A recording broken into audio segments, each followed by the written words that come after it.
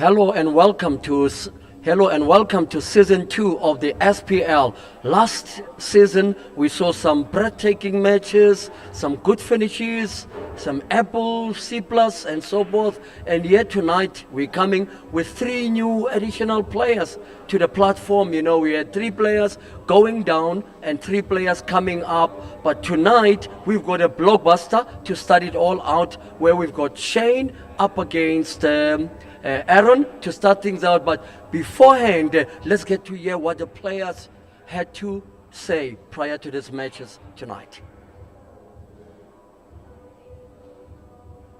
Oh, okay.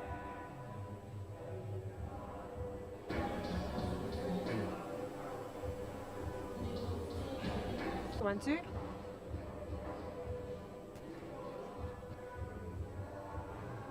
Talent.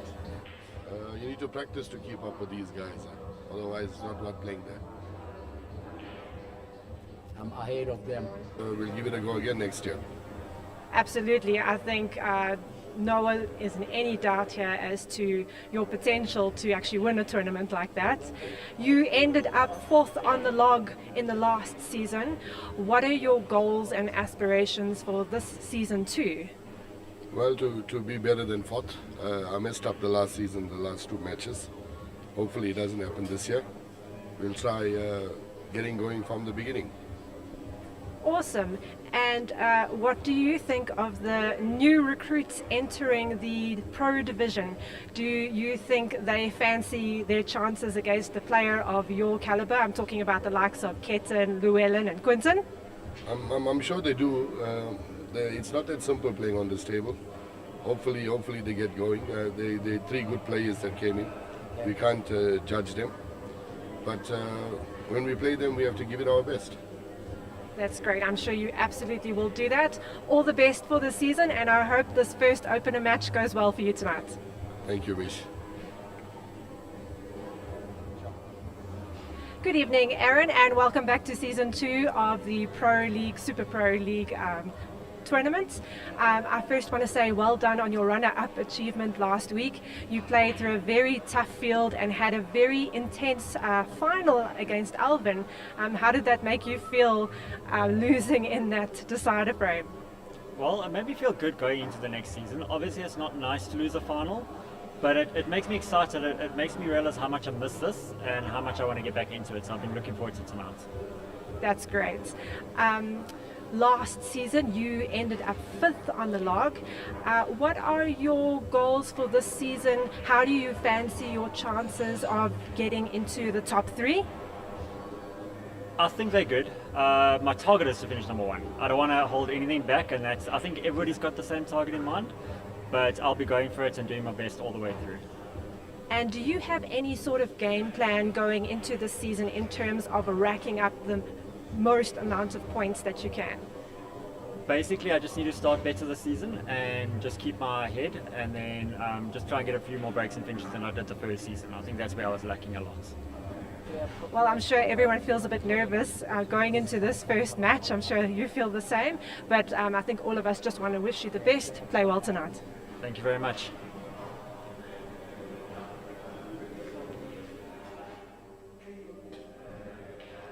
Yes, ladies and gentlemen, back again, you know, for this magnificent start to season 2 of the SPL. And I can tell you that tonight promises to be a blockbuster. And we'll get to look into just some of the how the players did last season.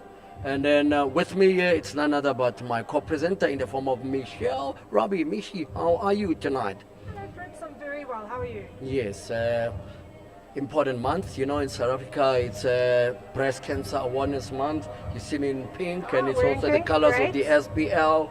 And we are paying homage to all those, you know, cancer sufferers right around the world. Michi, last year was a blockbuster. Last season, and was what do you absolutely expect? incredible. We saw some incredible matches. We saw some aggressive play. We saw players taking their chances on very low percentage finishes. So I look so forward to seeing what this season has in store for us. Okay, and we're going to get to see just the performances of some of these players, where they ended and how they performed in season 1. Yes, you can see in last season there, Mishi, you can just take us through some of the stats from Shane there, and then we'll take you through Aaron's stats here. So Shane finished 4th on the log from last year. Yeah. He won 17 of those matches. Yeah. His frame win ratio was very high as well. He had in the last match they had 3 break and finishes. So the odds are maybe a little bit in his favor, I would say, from the outlook.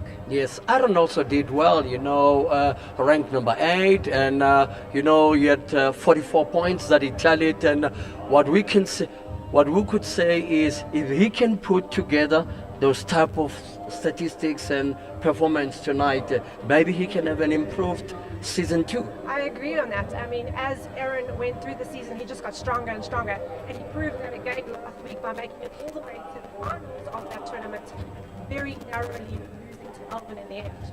So I think he's got a point to prove. All right. So join us on commentary, guys, as we take you through the opening match of season 2 of the SPL, and we hope that you're gonna enjoy it the same way we enjoy it. Now it's us on to commentary now, Michi. Let's go. Thank you. Yeah, absolutely. I think. Okay.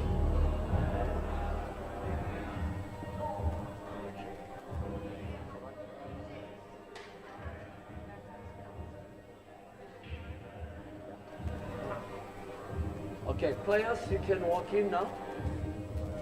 Walk in. Dona, Ambagashi. No. You can come and greet us today. All right, ladies and gentlemen, this is now season 2, and this is the opener that is between Aaron.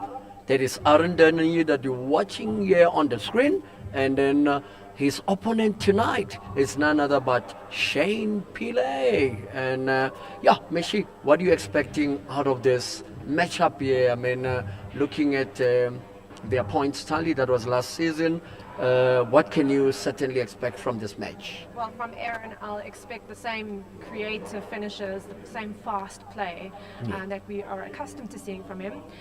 Shane is no slouch on the table either. He is a prolific finisher. He can work out and make it look simple at the same time. He can work out almost any table. So I don't want to predict a score just yet. I think we're going to see like a very evenly balanced match, maybe slightly favored for Shane, but I don't want to say that too soon. Yeah, it's going to be something spectacular. The improvement area that I expect out of this, Michi, is I would certainly like to see players going for a lot more apples, or open matches, that is something good for viewing, you know what I'm saying? Yeah, it's a different format of the game as well. It's not just about winning the match, as I said before to you in our prior conversation. It's about how many frames you can win.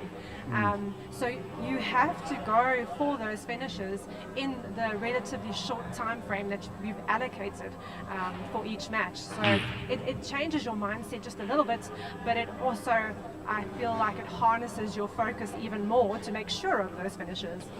Yes, Misha, you'll be able to take people through some of the change stats for last season, and then go through into this player stats for Aaron. Yeah. So Shane, as we said in our opening interview there, he basically finished 4th on the log with 39 points. He did very well in the finals night. He lost 6-3 to Lucas, who was our number 1 ranked player. He's got a number of break-in finishes as well, as previously mentioned. And we also have to make mention of the fact that, not like everyone doesn't know this already, but he is a multiple pro-tier player, especially in the section of black ball. And worth a mention as well, in the 250,000 Rand Hollywood Bets comp, he was a multiple winner and an overall winner and obviously just back from his ultimate pool champs, Africa pool champs in Nelspruit during this month. Wow. Something good for reading. Now let's take you through some of Aaron's stats. Aaron, we can see that he is a player, that finished fifth on the log, and he had one break and finish. Improvement areas for Aaron is more breaks and finishes to get more bonus points. Furthermore, he is someone that is based in Quinton Park, aged 33 years, and he's a reservations manager on his 9 to 5 resume. He's got no Q Sport honors as yet. He was a runner-up in the first 10K knockout series event that was held on the 16th, and he took home 2,000 Rand for one evening's fun. So we've just seen him reply here with the classical finish to go one up. What do you make of that for confidence? Yeah, absolutely. I think he mentioned that there was a definite game plan in mind of making more breaks and finishes and going for it in a more concerted sort of way. He definitely isn't happy with anything less than the best. So I think with that mindset, that will help him focus each and every match for the season. Yeah, a lot is expected from the players, especially the ones that manage to retain their status. Yes. Like there's two that are playing here tonight. So let's hope that this is the type of match that will help inspire generations to come. Prince, I think it's already inspired so many players. I mean, this past weekend we just had the divisional playoffs to see who was relegated and who was promoted. And the amount of creative, cool, and amazing finishes just from the first, second, and third division was really quite breathtaking. And also the players starting to get used to this format. So I think there's going to be a lot of newer players kind of snapping at the heels of these pro players. Yeah. Looking at this frame here, you could see that the black almost went in, and it could have been a golden break. This is something that, yeah. What do you think Shane's approach will be in this frame here? He's going to go for the finish. He has one problem ball by the red and bottom left to work out, but he can use the rail ball to kind of knock that out. And his control of the light ball is immaculate. So fully expect him to get very good position on virtually all of his shots, even with him dealing with a new table and a faster cloth compared to the rest of the club here. This in a way kind of left Shane without a finish, because he needed to sink that ball there with a kiss off. And Aaron, I'm not sure why he opted to go for that, because he had an opportunity to play and leave the wide ball more like a snooker safety shot. I think in this case, a safety shot would have been his best option, because the finish is definitely still on for Shane. He basically cannon off this yellow, or if I was playing, I would maybe cannon off that into the red and sink the yellow. But again, he's also just trying to secure the frame. He's already one frame down, so you don't want to be too behind in the points to start off with so early on. I think Aaron will go for the safer option now. While they're in the early stages of this match, we want to thank a couple of clubs for hosting the Gauteng Club qualifiers. There's lots of talent that's joining the SPL for season 2, so a very big thank you to 4Play Sports Lounge, that's in Rudaport, Legends Billiards Room and Billiard Cafe for hosting all of the qualifiers that obviously happen. Some of them happened on the past weekend. And if you guys are watching and interested in joining the Super Pro League, please actually visit the superproleague.com website to see how you can join in on the action. Yes, ladies and gentlemen, we're running a parallel 10K knockout series. Join the SPL and you become eligible to take part. A shout out to the clubs who are supporting the SPL, as mentioned by Michi Elion, 4Play Sports Lounge in Rudaport, Legion Billiards Room in Pretoria, Ricochet in Devon, Mpedi Tavern in Alexandra, Le Tabon Bar Lounge in Alex as well, and Billiard Cafe, that is hosting all the Premier League game. Back to the ensuing frame. We can see that we've got Shane trying to get back into the frame. I mean, it control earlier on, and wow. And now all of a sudden, we can see that control has been taken away. Look at the replay, almost straight onto the black. Yeah.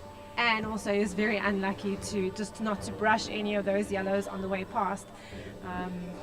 And Aaron now having a very good opportunity to or establish rather an early lead, which I believe he will do. I mean, just from looking at his demeanor, that focus is really coming through. Although Shane won't be too worried about anything just yet. He's such a seasoned player. So he won't get very rattled very easily, that's for sure. Yes, and with Shane facing one of the younger players in the tournament in the form of Aaron, you know, there always comes, you know, that eagerness, you know, to want to make it simple all the time, select the right balls and so forth, because obviously with the youth vigor, they're always going to be pushing you to a point where everything needs to be perfect. This is true, and I'm sure Aaron is also very aware of Shane's pool pedigree, so to speak, so he won't want to be making any mistakes against a player of this caliber. So Shane had an opportunity, unfortunately not going his way, maybe a bit of a mistake early on in the frame, but by no means is this a foregone conclusion, as we see Aaron taking out these last two balls to secure the frame, get position on the black. Yeah. Aaron even last week performed exceptionally well, you know, He losing in the performed final to Alvin. beautifully.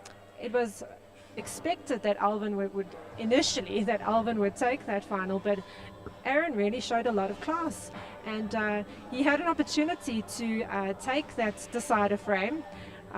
That decider frame actually took about 15 or 20 minutes in the end to finish, and he was unfortunately on the losing side of that. But I'm so glad to see that he's actually used that as a point of motivation rather than seeing it as a true loss. I think he's learned a lot. Yes, we've got this match going live on Facebook shortly, but we also got it on the YouTube channel. So we're going to get to see as to those that are following on YouTube, what do they have to say about Aaron. That's fun.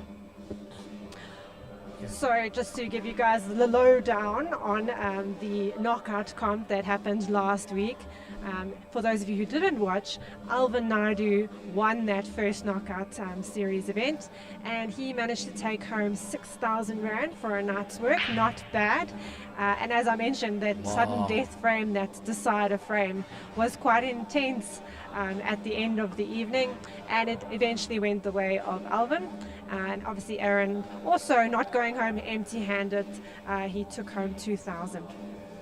Yes, and we can tell you that the division knockout that was on the 19th, congratulations to Brandon in Division 2, who took home the 6,000 Rand first prize by beating Quinton from Division 1. Join the SPL and you can win prize money from any division. And what's really nice about that knockout series that happened over the weekend, it happens for all the lower divisions, so Division 1, 2 and 3, you play round robin events, and then the top two basically qualify from each division to go to a quarterfinal, then semi-final and then final. So a player from Division 3, from Division 4 could have even won that tournament and taken home the 6,000 Rand at the end.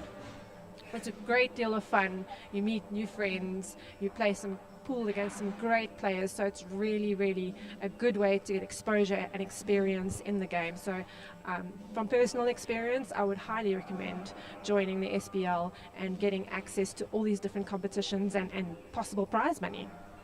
Yes, so this is match 1 of season 2, and tell me, you as the viewer, what is it that you expect to see from these players in the SPL this season? Join us on the YouTube channel and then give us your views. Yeah, any feedback is always appreciated. Yeah, Michi, There's You Aaron. see Aaron pull off quite the adventurous shot, and he still has an opportunity to pot this yellow down the rail and cut the black into the pocket. So he's really off to a great start so far. Yes, and remember that the most number of frames that you could have, it's 9 frames that a player can pick up, to win everything in a contest, So there's an just opportunity missing that that you black. can get the 9 and over. That is depending on the bonus points that you collect along. And I think a lot of people would maybe want to know a little bit more about the bonus points. So basically, just to recap for the folks joining us for the first time, if you have a golden break, that automatically qualifies you with a point. And if you have a break and finish, you get the point for the frame as well as a bonus point for the actual break and finish. So you actually secure two points on that frame. Yes. So Shane being let off the hook a little bit here. All he has to do is land fairly straight on that red on the bottom left, draw it back nicely for that last red, and he will have this frame in the bag. Let's see if he's overrun it slightly. Yes, he he's has. He was perfect. hoping to pot it in the top On right. opposite, yeah. But I have no doubt he'll pot this one. Okay, I spoke too soon. Getting used to it. And Commentators, Cass. And also, like when you run out of position and then suddenly you're left with a more challenging pot than you wanted, it's easy to for your arm to flex a little bit and to miss the pot. So that's a bit costly for Shane at this point. Now Aaron leads 3-0. Yes. A rather unexpected lead at this point in time. An unforced error from both players in this frame. Whoa, and he missed it by miles. He did. He won't be happy with that shot, but he will regroup, as we know him to often do. Yeah. So we've already had 13 minutes played of this contest here, and as things stand now, it promises to be a stellar contest.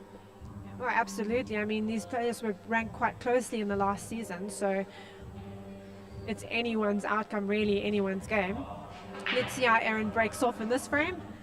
Very nice break off. Let's see what is left for him, if it's been kind. Got a couple of clusters of balls on the tables there that will take a little bit of maneuvering around. Yeah.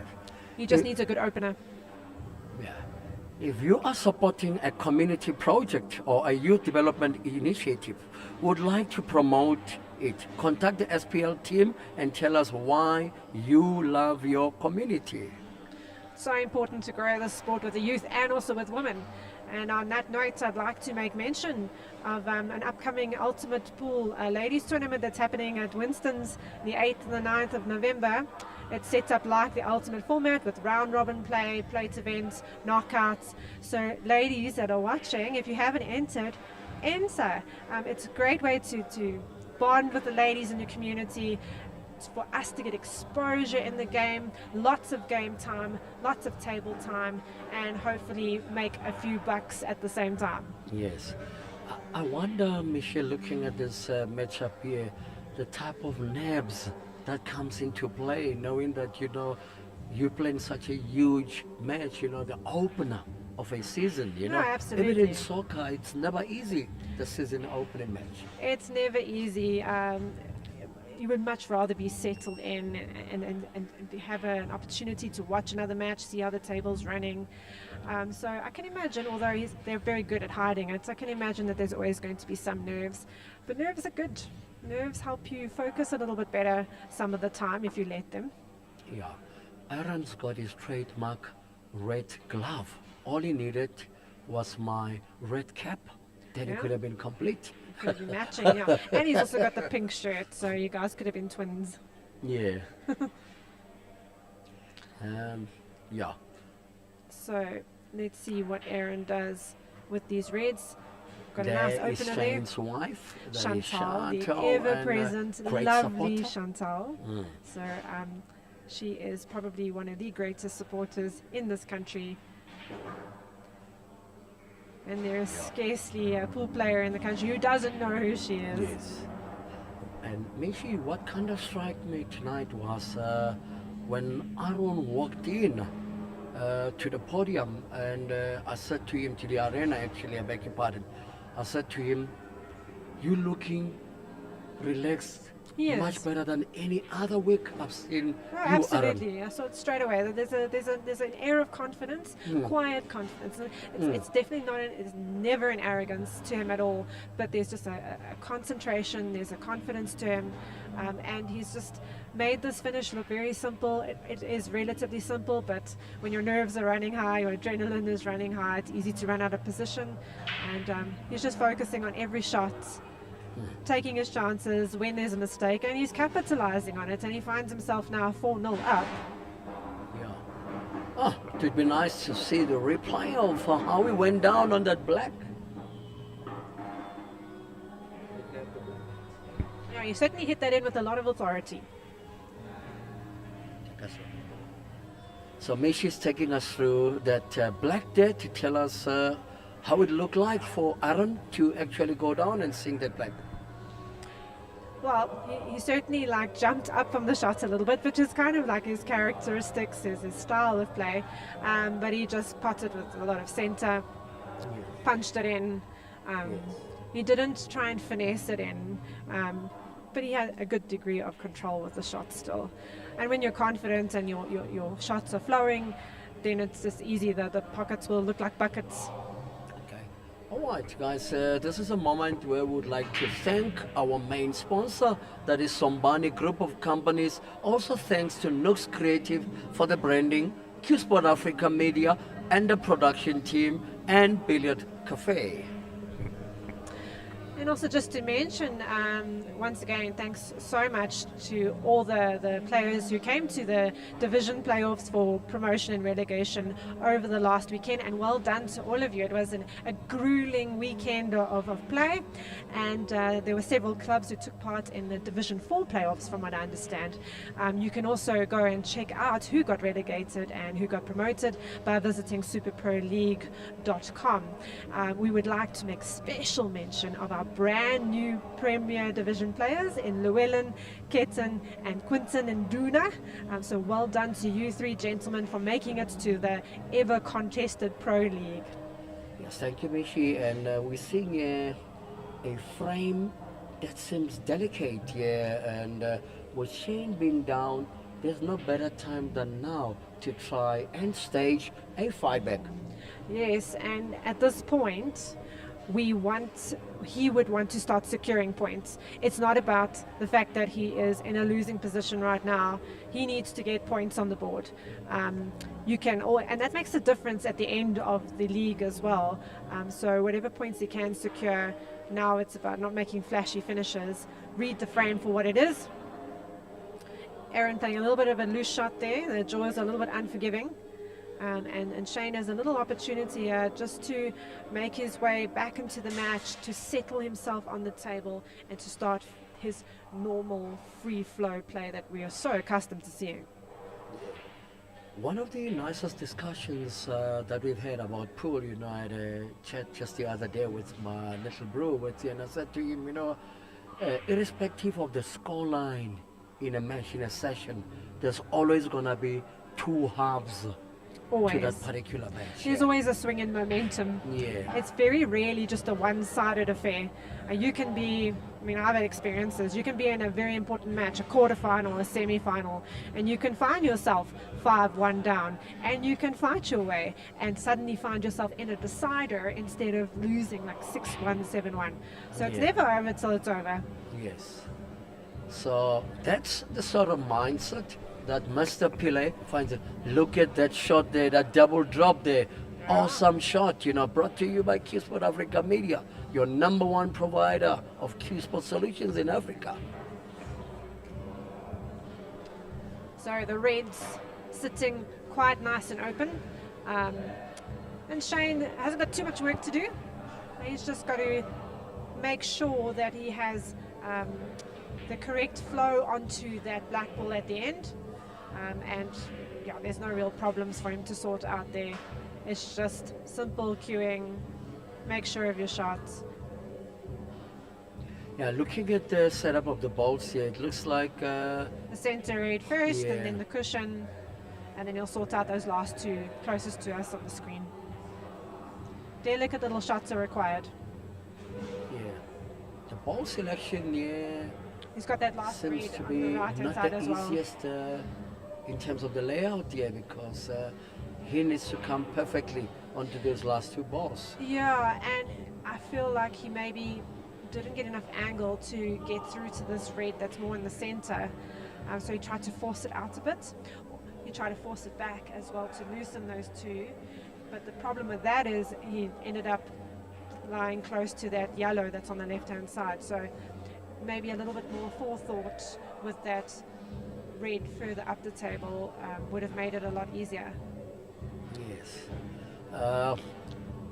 It seems to be a challenging position that Aaron left himself very in, good because positional shots yes, here. yes. And For the me, just he had to come a little bit itself to closer. happen.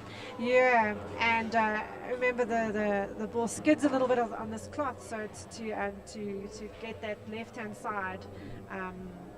Yeah, he didn't execute it as well as he could have. This should be Shane's frame. And look at the shot, Oh, yeah. how he went on it. It should have been his He frame actually last played visit. to get a kiss on that. He wanted to come head onto that red that he was trying to open his yellow there. Yeah, so, he did try to do that, yeah. yeah. So now he's just got some very straightforward center of the cue ball, stop shot, maybe a bit of stun, medium pace, get onto that last red. Looking at Shane now, you could already see now that the adrenaline is starting to pump now at this stage. Yeah. I mean, he almost snookered himself on that last shot. Yeah. But again, I think he's really having to get used to the pace of the table. I mean, many players have said it takes a while to get used to. Yes, certainly. Yeah. Even if you haven't played on it for a while, and as he hasn't done, and he's come back from a tournament where they probably played on different conditions. So yeah.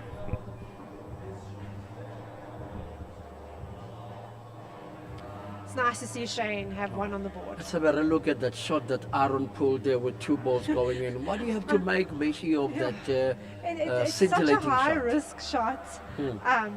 But when you're 4-0 up, and as we've said, Aaron's thinking also about getting more points and going for those finishes. I suppose the format of the game encourages you to go for those very low percentage shots.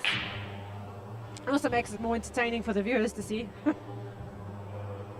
How's that break there? I mean, Shane really needed a ball down. I mean, He that really could have did. been Yeah. breaking the deficit, a lot Yeah. better.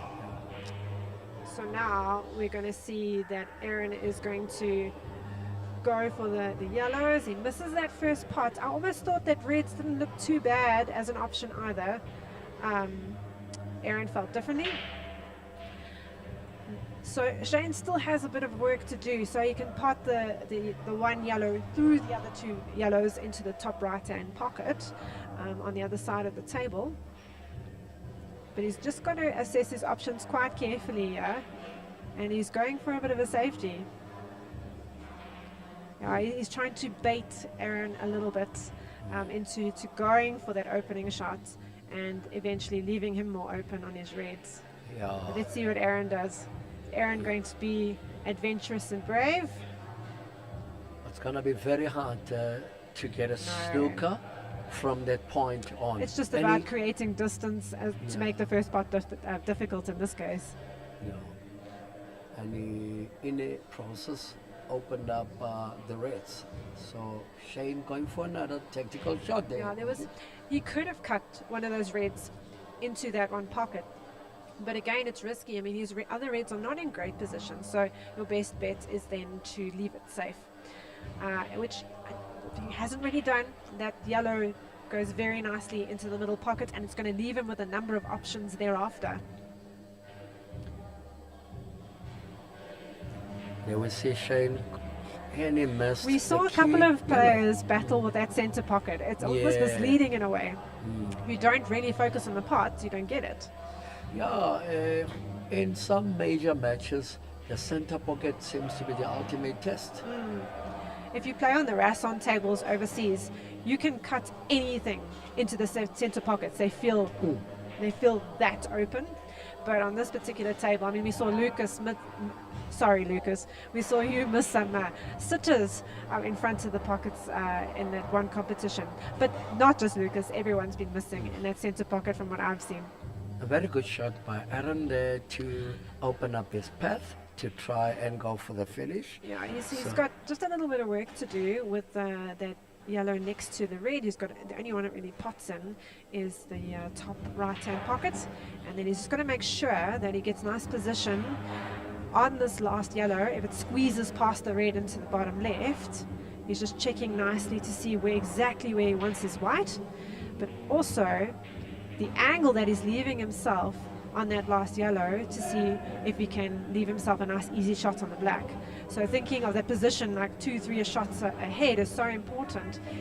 And it was a very tight angle as well, squeezed through the gap there. I Yes. wasn't convinced You actually that made he mention could. of that, Monsieur. And it didn't, well, he didn't, obviously didn't judge it as well as he could have. So the finish is not really on for Shane. So I think he'll just bide his time a little bit here and make it very difficult for Aaron, entice Aaron to go for that kamikaze shot, which he seems to pull off quite often, and bide his time. This is SPL Season 2, and Michi, what is it that you expect to see a lot more in the Season 2? People are going to play very adventurous shots. They're going to be going for those lower percentage finishes. I mean, if you watch players, there are players that play habitually like this. You watch the likes of Chris Melling, Sean Chipperfield from the Ultimate Circuit. They regularly make those crazy looking finishes. So I think we're going to see players going for that a lot more often compared to just playing safe and securing the frame, because cool, you can win all your matches, but it does not guarantee you that number one spot on the log. It can only take you so far. A good shot by Aaron to try and get into that To back there. contain it, But, yes. yeah, Shane with an opportunity now to snook again. Now Aaron has no real choice but to break open those reds to some degree, unless he plays a very delicate little shot just to kick behind the yellow, and he's fouled that shot unfortunately, and now Shane has a chance to come back. Yeah, the referee there, Shane has opted to pick up the white ball to start in a much better position. So he's going to try and open up that very yellow there. He's still got control. Either still way, has he can control. do just about anything he wants. He's just going to take a little bit of time to decide his map, his route around the table without getting himself out of position. But I don't think he's feeling that confident on the cloth at the moment.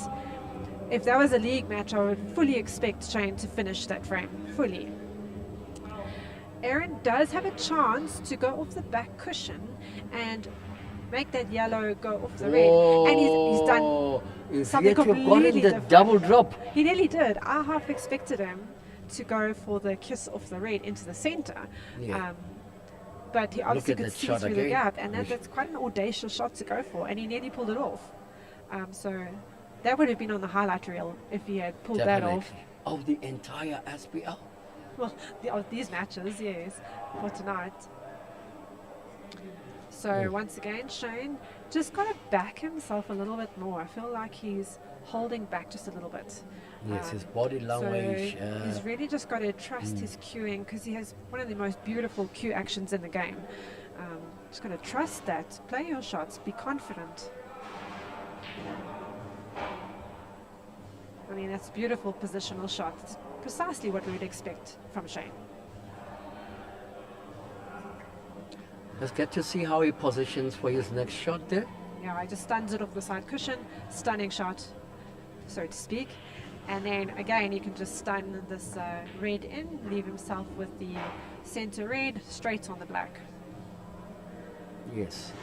The way Shane started and the That's more Shane like that we're it. seeing now, I did make mention of the adrenaline push, in the game there.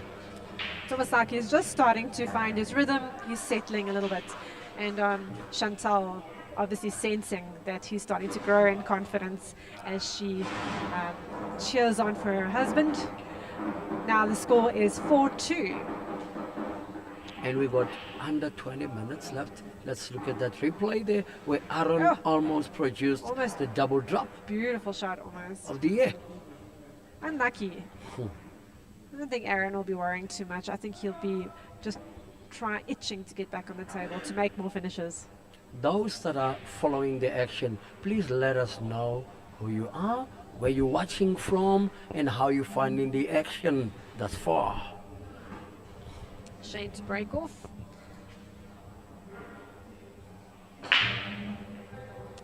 Solid looking break there, but unfortunately it's dry.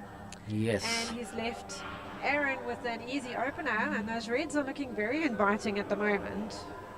Yes. The SPL is proud to support the Uzukanye Mbokoto Foundation. Visit their Facebook page to see how the UMF is empowering the youth of Alexander for a brighter tomorrow. You can WhatsApp them on 064 185 1889 for more information. The number again 064 185 1889. Together we rise. So nice to see so many of these development projects in areas that are historically considered township Yeah. areas. Yes. So Alex, great to see that happening. I mean, Soweto itself Yeah. as well.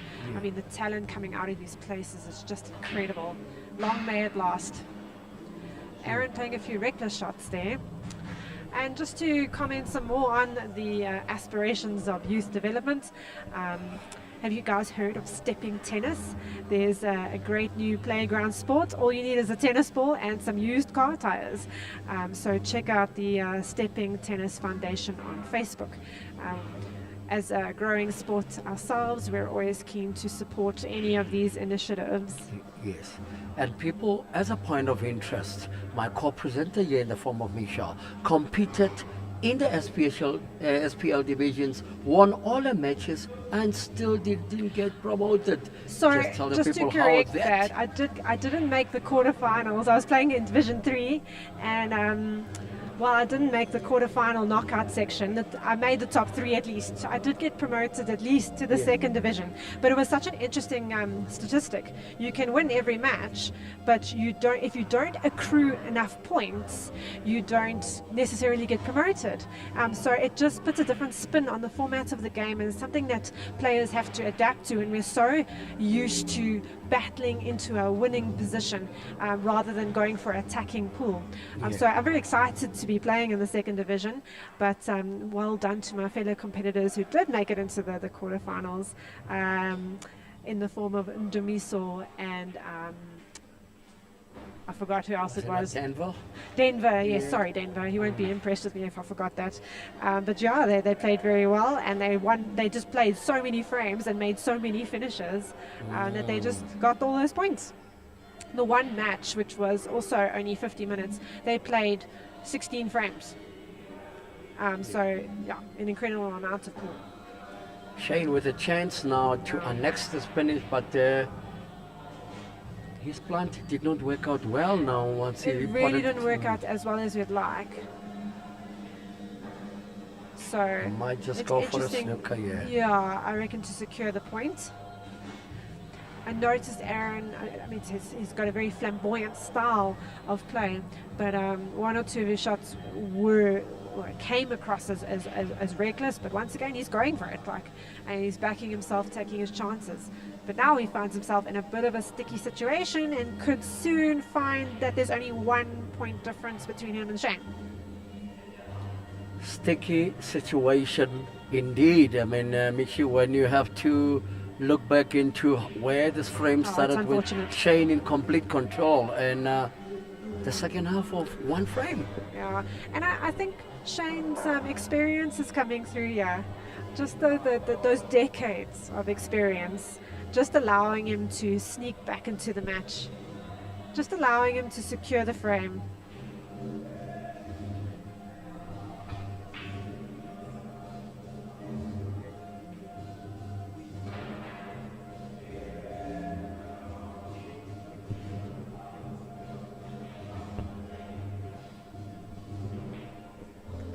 So Shane opening up those yellows really nicely and just making the finish look very simple.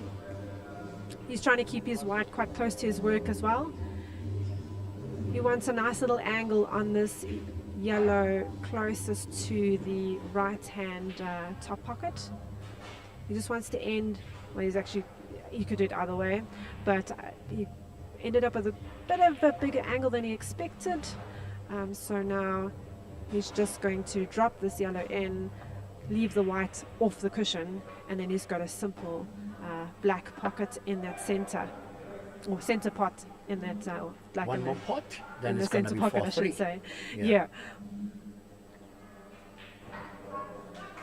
Wow. 4-3. As you said, 15 and a half minutes. there's 2 halves to every match, and we're seeing the momentum's definitely shifting now. Yeah. There's a replay of Shane's shot. Take us through it, Look Mickey. at the cue action there. I mean, he played a bit of a stun drag shot. You can see Q's very close to the white ball, so that when he does cue through it, he doesn't cue across the ball.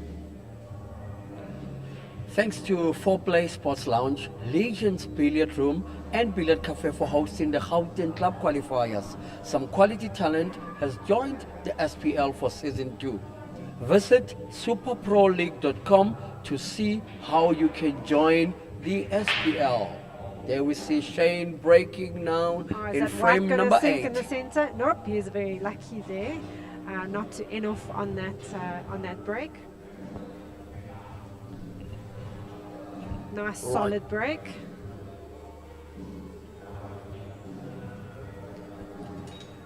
He's left himself with a couple of options. Please feel free to follow the action. You can comment on the YouTube page or on the Facebook page of Super Pro League. So Shane got a little bit of work to do, but most of the yellows actually lead onto other yellows on the table. He was hoping for position on that bottom rail yellow, but he's going to have to reroute a little bit. He's going to take out the center yellow now to sort out that rail shot, and then he's going to have to cut one of those yellows, or the foremost yellow, into the center and develop that third last yellow. And you may be able to hear on the stream that Chantal is starting to cheer every single shot, and I feel like Shane is feeding nicely off that. So he developed that very nicely. I mean, he appears to have an option on that. I wonder if I would have not gone for this yellow on the bottom side. But let's see if he lands nicely on it. And he's played Perfect. it beautifully. And now he's getting the run of the table. Bottom left-hand side. Come off 2 rails, 2 cushions. Center pot, I think he potted the black rather, in that same pocket last frame. He's favoring that pocket. And- Beautiful. That is a break and finish. So he will And get we 2 are points. even Stevens now. Huh? No, well, he's got an extra point because of the Yes, break and that's my finish. point. We're even Stevens now. Huh? Yeah. So you will. For all? The score will be for all, but his points will reflect that, obviously. Yes. 10 minutes left in this match, and we are suddenly evenly poised. And remember at the beginning, I was like, I don't really want to predict a winner. I think Shane would have the edge, but you can expect an even scoreline.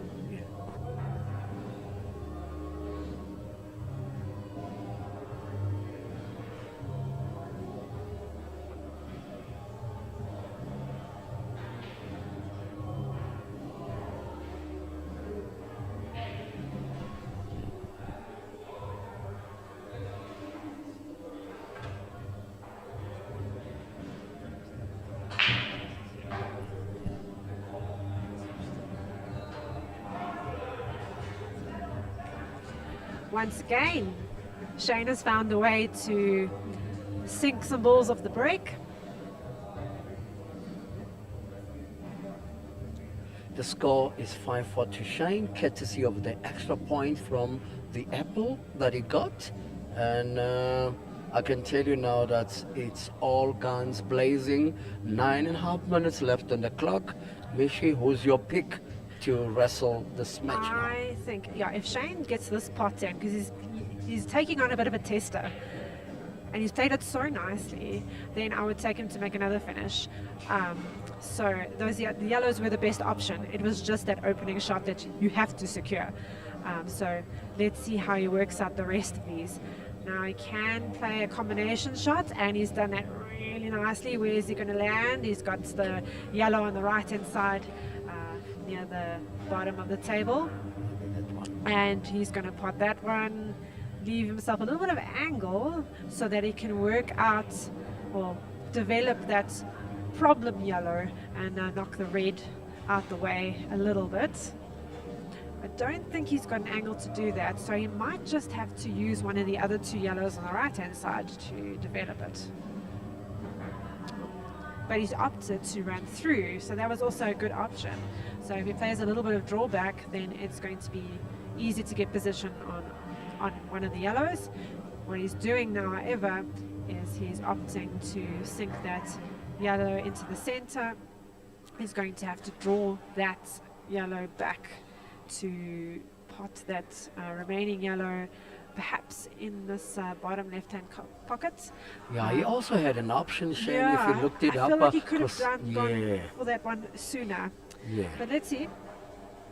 Now he's a little bit out of position, but he can still stun across and be in prime position off that right-hand cushion for the black. Very delicate shot there. Very played. It's delicate, actually yeah. very difficult on this pace of cloth to play that with such control. And all of a sudden he's got another apple. Yes. So there's like, within the space of 5 minutes, roughly, he's got like 4 points. Yes. So see how quickly the tide can turn in a match like this. So that's a second apple. It's a second apple. Yeah. Now he's starting to feel it.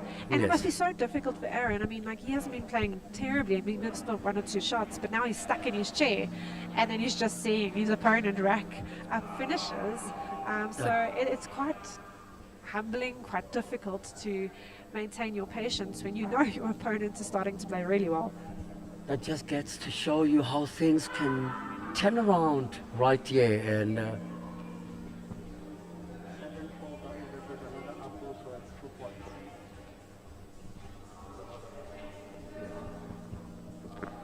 Can he make it 3 in a row? so let's get to see if we can get 3 in a row. That will be Oh, there's also a spectacular. nice break, eh? And I think it looks even better than the previous one.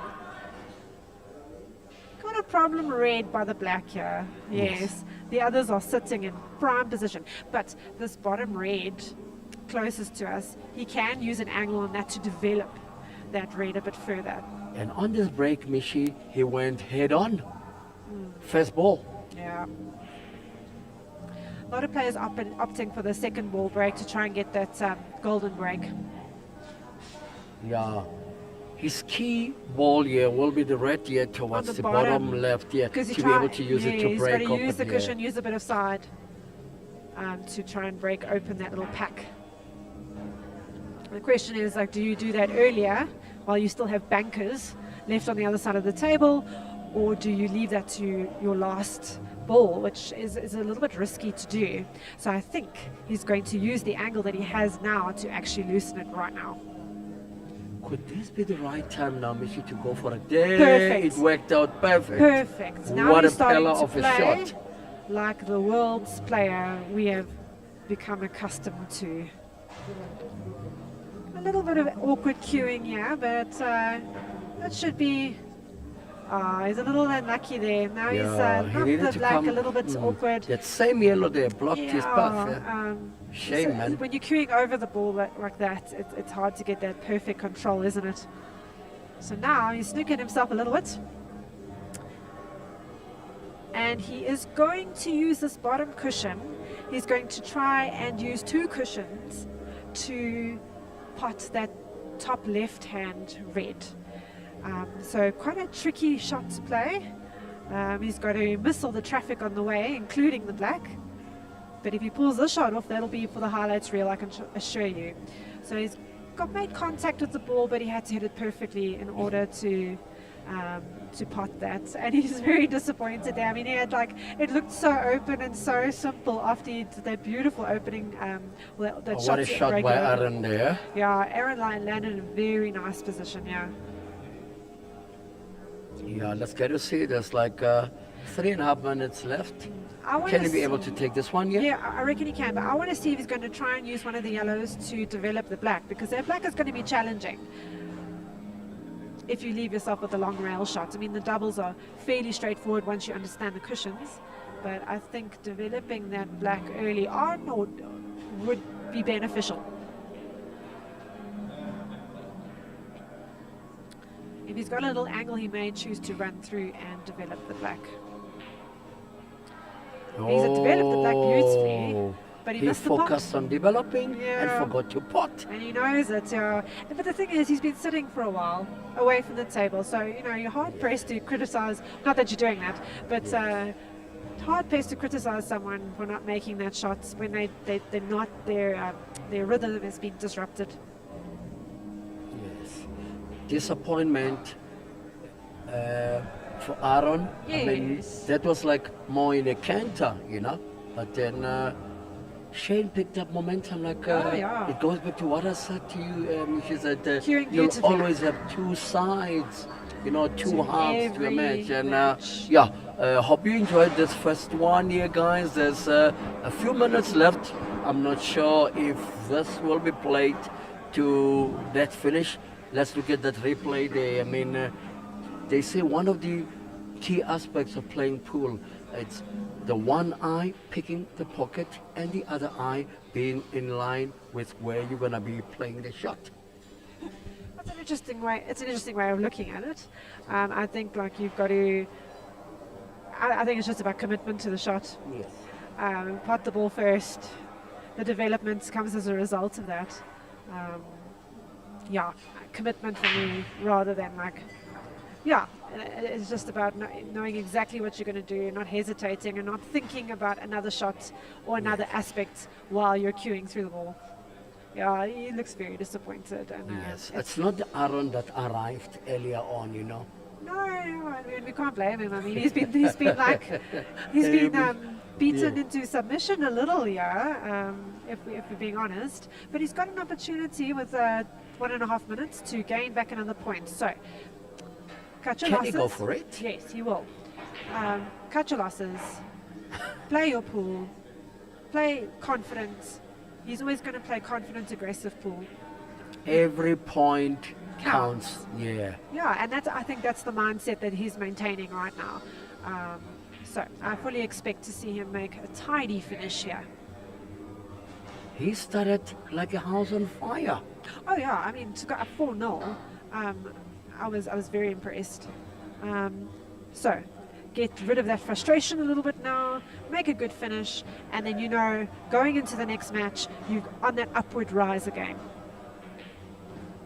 Beautiful positional shot there. A positional Stunning. shot, yeah. And he will take care of that finish very easily. And maybe have time for a golden break, who knows, if they rack the balls quickly. And as we see 40 seconds Petunia left, is that enough? going as quickly as she can to rack those balls. I'm sure Erin really wants an opportunity.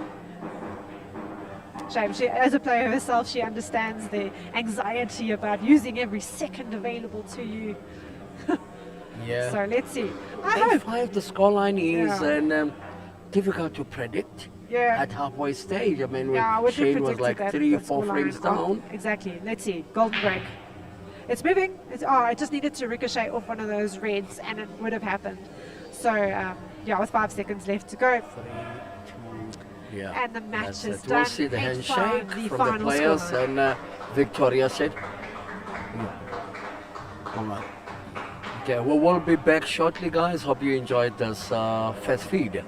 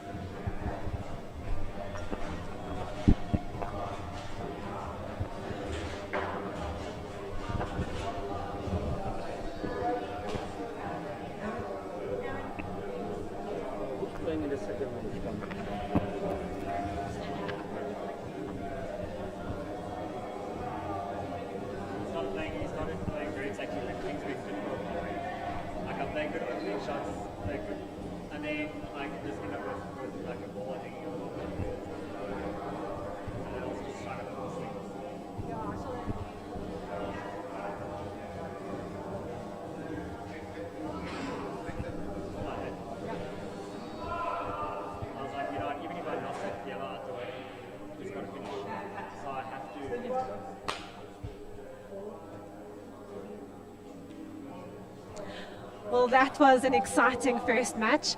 Here I am with our unfortunate runner-up of that match, Aaron, who's going to take us through his feelings and thoughts after being 4-0 up initially. Yeah, I started very well.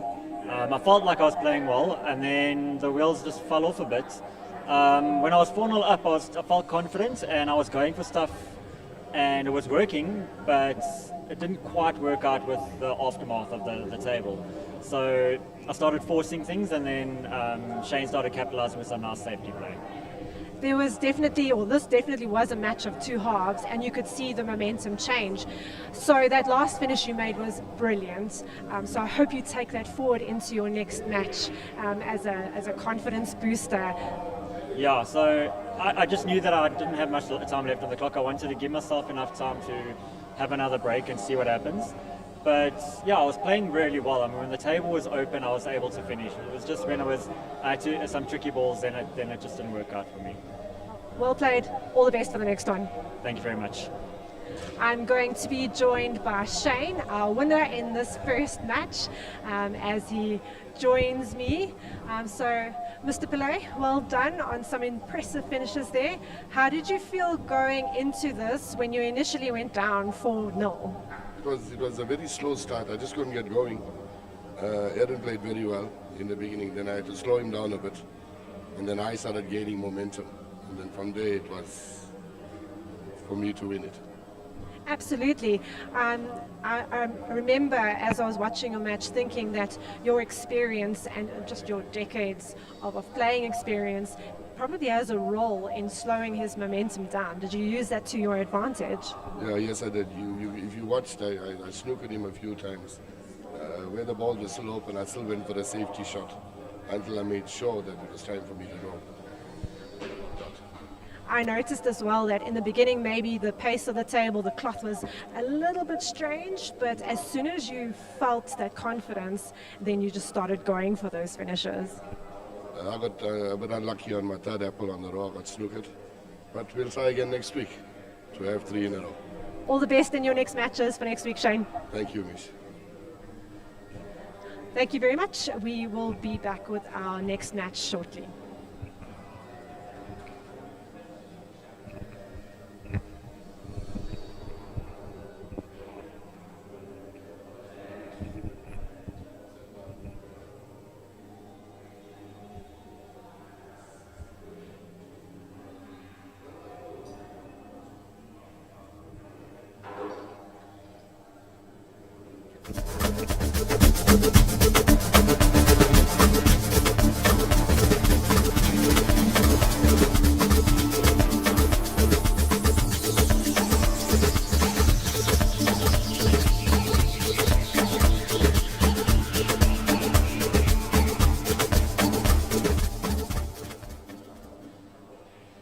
We're back again, guys. This is season 2 of the SPL, and standing here on my right hand side, it's one of the players that will be featuring in match number 2 by the name of Quinton. Quinton, first of all, congratulations on making it through into the Premier League. What do you expect to do in this Premier League?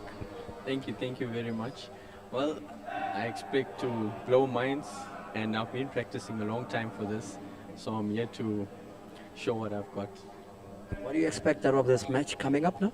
Well, I'm just going to take it as ease, frame at a frame, and see where it goes from there. I'm not going to pressurize myself. I got nothing to lose, so that's the good thing about me. We've heard from Quinton, guys, and coming up next year will be none other but Mr. Lucas Fenton, Mr. Consistent. Lucky, congratulations first on coming into season 2, you know, with all guns blazing. You came into the knockouts, and you're following up on your consistent path. What do we expect tonight?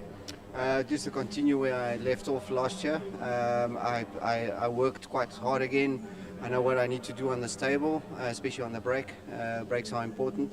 And just carried on with my consistency. I think it's one of my strengths, and that I'm going to use. Coming into this match here, and what can we expect in this coming match?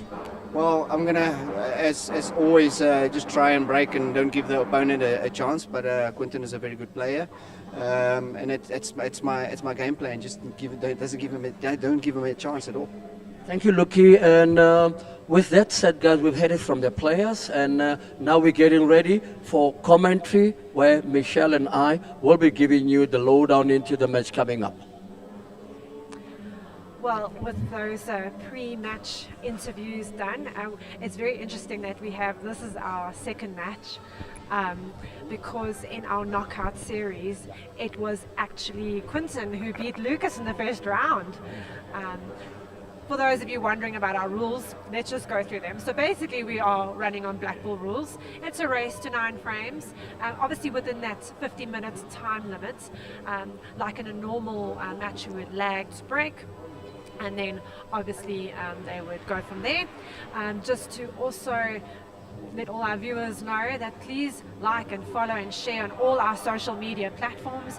We really want to get this spread wide and far as possible. If you are interested in joining our sponsorship team, please also do get in touch with us. Okay, and this is a matchup between Quinton and Lucas. Quinton has just been recently promoted to the Premier Division by coming third in the First Division. Very aggressive player. Expect lots of brave shots. He's age 35, self-employed, and he also is a massive table tennis fan. He is absolutely a phenomenal player, up-and-coming player. Lucas needs no introduction. Season 1, he was undefeated in the round robin, and he ended up first on the log with a whopping 51 points. He had 7 break and finishes. On the finals night, however, he was pipped at the post by Niko, who took home that big check. And his views of areas where he needs to focus is he needs to have more positive outcomes from his breaks. So maybe working on that break technique a little bit, getting a better spread, potting more balls in the break, and just having slightly easier finishes rather than having to work so hard for every finish.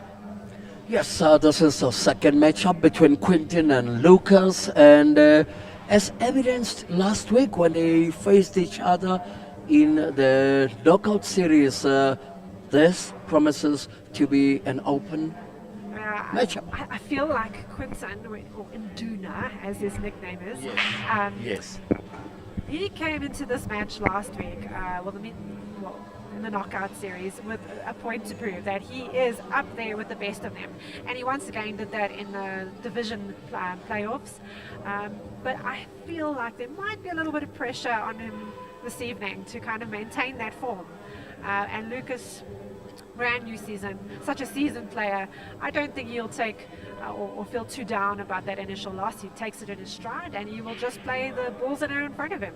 Yeah, the red to the center is the litmus test, because if that red could go, he's definitely was gonna go red. He changed his mind, but he went for the easier opening pot. But he does have that near the bottom side of the table, near our side. He does have a little bit of a problem in that yellow that's on the cushion. And then obviously he needs to get good position or develop that black a little, because it is blocked by those reds. So he's going the difficult route. Let's see how he handles this finish. The yellow to the bottom is potable and is open, so yeah, what a landing for him now. Yeah, on either side it's possible. It's just to get position. That's the tricky part. Yeah. But as we've said, he's an aggressive player. He backs himself, so I fully expect to see him play some creative shots. What a positional shot Lovely by little angle on Quinton. that shot, so he can now use that to get onto that problem yellow that is on the rail. He's still going to leave himself with work to do on that black. Yeah, he basically wants to play the kiss-off shot, because I think if he kisses it off nicely, there could be a pass for the black ball. Yes, it could. He's Yes. got to play it so controlled, though, because of that yellow that he needs to pot in the center. Let's get to see what he stands to benefit after playing this shot here. And he's done exactly that. And because of the pace of the table, he's had to like take his medicine, as it were, and he's opened the black. That's a great positive, but he's got this yellow to pot still. And it looks like a far potting shot. He's left himself with a nice tester in the first frame, so let's see his mettle. Yeah. All eyes on Quinton right now. No pressure. And he's missed that pot. Youthful exuberance, maybe. His adrenaline pumping. He's on the TV tables. His first Premier Division match. He could be forgiven for missing that pot. And Lucas will be in his mind thinking, well, thank you very much. I'll take that finish. Completely different kettle of fish. Oh, yeah. As compared to the knockouts last week, where Round there was robin is like always nothing to different lose. knockouts, Yeah, yeah. should expect Lucas to run this wreck. Oh, yeah, of course. Like 99.9% of the time, Lucas will finish this frame. Yeah. So now we're seeing Lucas now examining the balls to decide where Perfect exactly to positioning. go. Yeah. Like they always say, keep the white close to your work. Don't leave yourself with unnecessary tester shots where possible. So those fine margins in the difference in angle of each shot and where you're going to leave your white, you really have to consider those things. And Yes. the back of your mind, you also have to consider like what sort of pace of table am I dealing with? What are the cushions doing?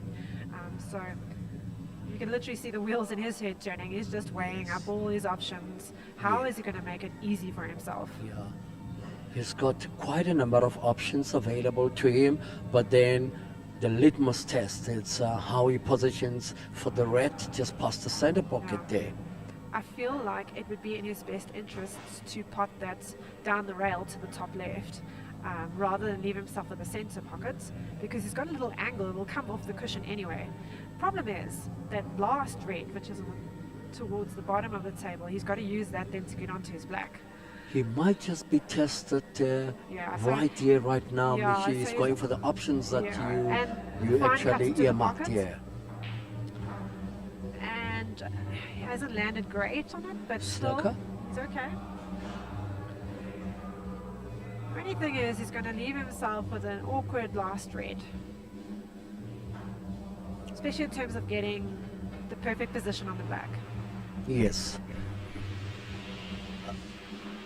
Doesn't want to create too much distance as well between the white and that last red.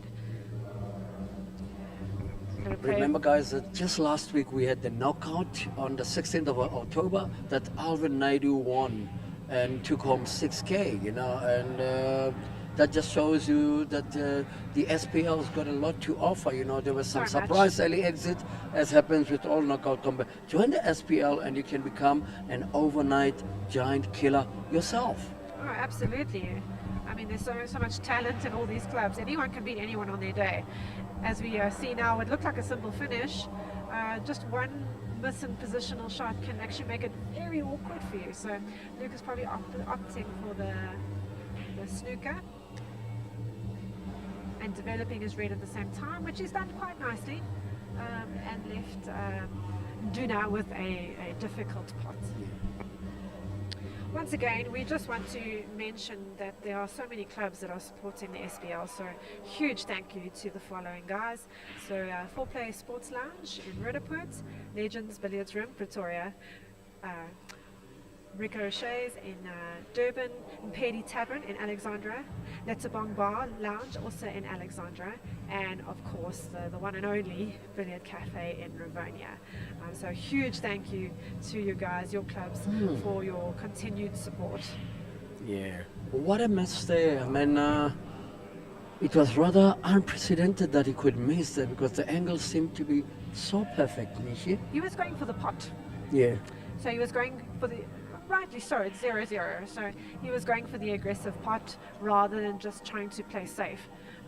And also the problem with that was that his red was in the center of the table. So no matter where you put the white, it's pretty much open. So he took his chances.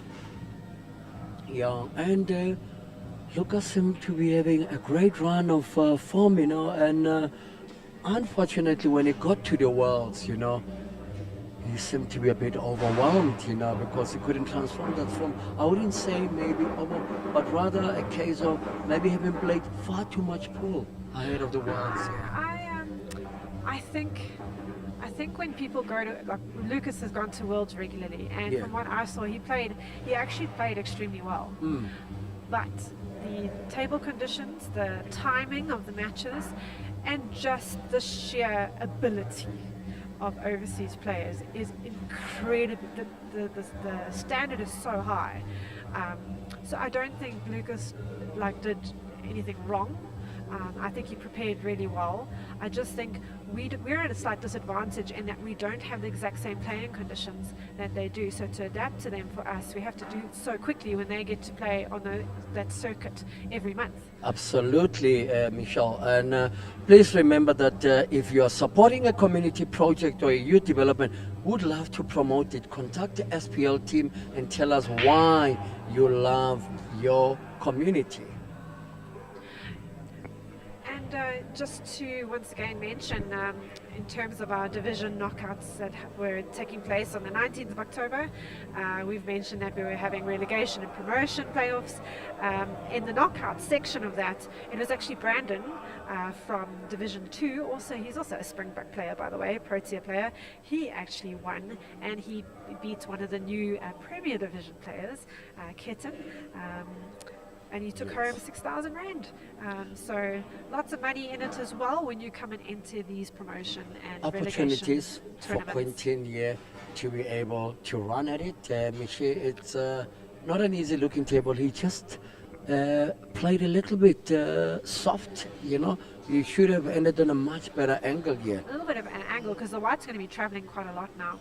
But he's got options. He can even run into that red that's sort of just past midway down the table, and then you would have had an option to loosen that one and opened everything up.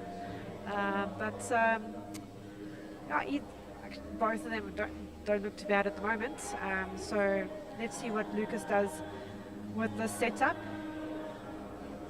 Yes, very worried looking Quinton as he's having his H2O moment now. No, I don't think he's that worried. I think he's getting used to the playing conditions. He'll settle in as the league progresses, absolutely. He's very excited. I mean, this is what he really wanted. He really wanted to make it into the Pro Division. If you've seen his social media post, he was very excited. And it's great to see that excitement. Yes. And where are you watching from?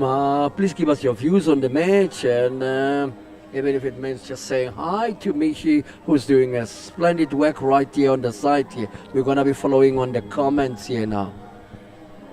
Well, thank you guys for watching, and please do keep those comments rolling on through. It's great to hear from you guys.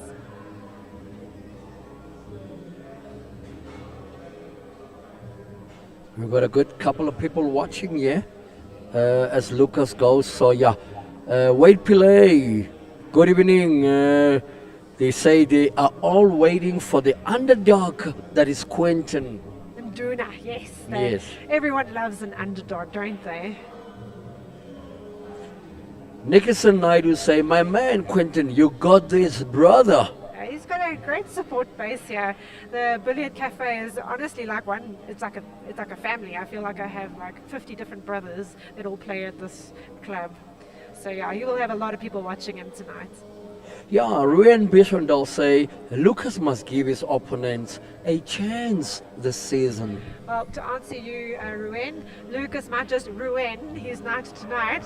If we know the caliber of Lucas, he will take every opportunity he has, and with control, with grace, with elegance that we have seen him play in the first season. So he won't make it easy for Nduna at all. Can see some of the fans watching over there, and Shane Pillay that won the opening match here tonight, and we also got Inso coming up a little bit later in the program. Yes, and Silver's also another exciting player to watch. I thought he would hands down win that knockout tournament until he was taken out by Alvin, was it? Yes. But there's no such a thing as a foregone conclusion with regards to every this. match has its own quirks, and we just have to see how it plays out.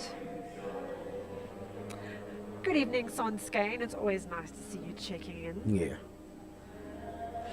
All right, it's that time now where we pay homage to our sponsors, starting with our primary sponsor, that is Somebody Group of Companies.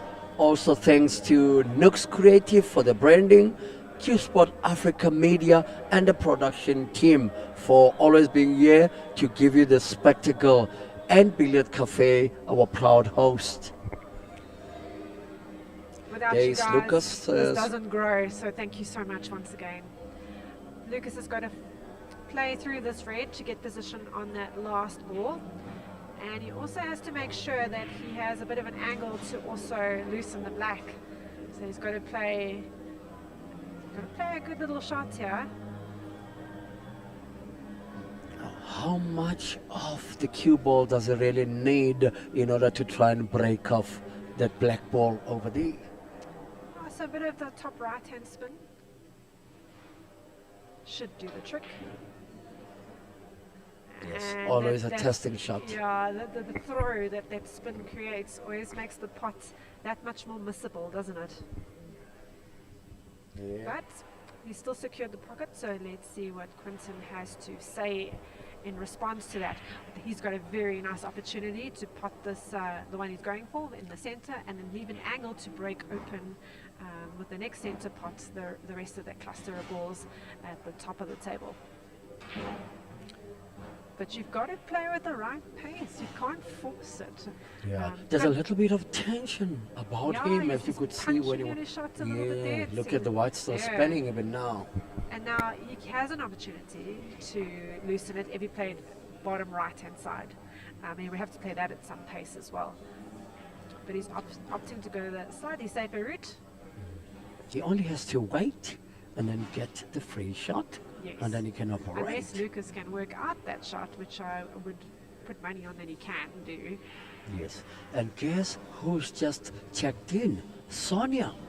Yeah, I saw earlier. I said hi, Oh, Sonskane. Yes. Good evening, She's Sonia, always one of and I our hope you're greatest well. Yeah. supporters. Pool at Live, one of the biggest supporters of SPL and pool in general across the globe. Absolutely. How do you think Lucas is going to play this out to try and get out the snooker? What do you think he's going to do? If the angle allows him, he can only try and play onto the area just before the center pocket there and play Right-hand a center two pocket. cushion. Yeah, Two cushion. yeah. Let's see how he goes about that. Yeah. It wasn't in the I angle was was also too sharp. wondering Yeah. if he had a better control of the whites, because obviously it was tucked against that yellow.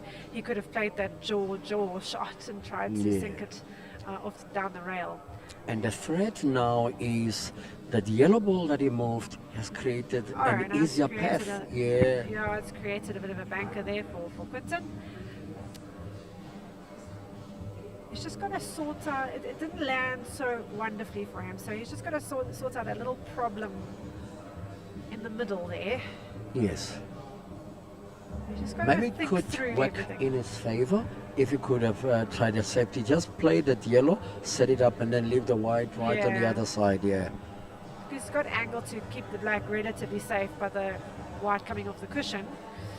Still, you don't want to give your opportunities back to your opponent, especially with a cloth that runs this quickly. I half thought he was going to try and do the cross double into the center, but I reckon Lucas can cut the Try and center. squeeze Can past try that. squeeze. Yeah. I reckon that even the top left-hand pocket is on. Yes. But They he's say gonna the go for the danger squeeze.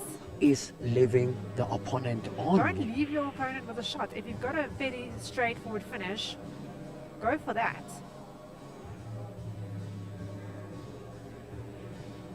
There's Lucas. He tried. The jaws are a little bit unforgiving.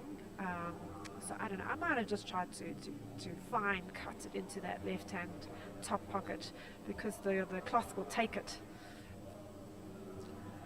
He might just try to play ball Might onto try and the cut other it ball. into the Yeah. center, but also to play it off that ball.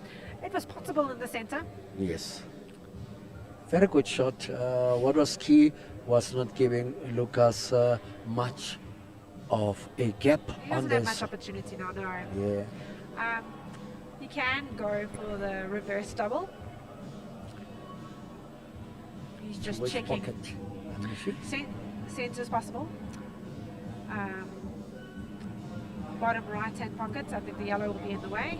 Or he can go for a triple into the top left pocket. If you can see almost straight past that yellow. Yeah. Let's see what Lucas manages to manufacture at this point in time. Yeah, it was always going to be difficult to put it in the bottom right hand side. So not too many options there for Lucas at the end. Maybe the centre would have been the best. It's a difficult shot, but it would have been the best option. Yeah. Could this be the time to go for it? Now let's see Quinton what he's going to come up with. I feel like he needs to get the pace right because the ball is skidding across the table. It's not running around the table like it should yet.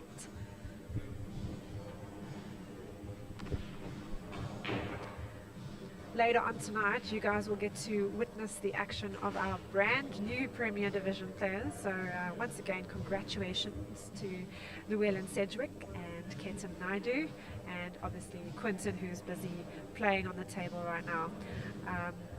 Thanks again to all those players who actually made the time and the efforts to play in those Gauteng Division SPL promotion and relegation round robins. If you would like to know who made it into the First Division, Second Division, Third Division, please go and visit superproleague.com. You might see a few surprises in the list of names. A smile from Quinton. He knows he had it, but he just Absolutely. gave it away. If he plays with a little bit more finesse on his shot, I mean, he's aggressive, he powers the balls in, but I just feel like he needs to respect the pace of the table and let the cloth do the work for him. He's forcing it. Yes. You know, you got an opponent all the time, and even when you've got the most open of tables, you still have to be mindful that, the opponent will come on, if you're not making sure of what you got. And especially in available. this division, like, you will get punished for small mistakes. Nice break off, hopefully a positive outcome, as Lucas has mentioned he's been hoping for. Yeah, let's get to see what Lucas comes up with here, the man known as Mr. Consistency. You'll be hard pressed to find a player in South Africa who is as consistent as Lucas. I mean, he's represented the 8-ball Springbok Protea team 6 times. So he's a prolific player in that setup, and I have a suspicion now that he's recently turned 50, he's going to be knocking on the door of the Masters. What a category that's turning out to Yes. be. I mean, Alvin is already playing in the Masters category this year, so imagine sending a South African team with the talent and the likes of Alvin and Lucas overseas. Yes, and we have in the Masters Trials on the 8th and 9th of November, and yours truly will be part of the action. Are you excited? Yeah, excited. There's always pressure, with this type of challenges like the trials, but you take it ball by ball. That's the The story. only way to do that, Yeah. yes. What is your aim and your goal? Where do you want to finish up in trials? What are you going It's always nice to want to aim for the top 5, because Yeah. if you're in the top 5, you can compete very, very well. But any position, because come the nationals, you still have to play against every single one of those players. But it's better when you don't play your own team, Yes, I understand. What sort of preparation are you putting in for trials? At least at the moment, I'm only affording 2 days a week Okay. for practice and so forth, and I want to try and pep it up to 3 days. It's not easy, I'm a Understandably. multi-skilled gentleman, and I got to pay attention to this and that.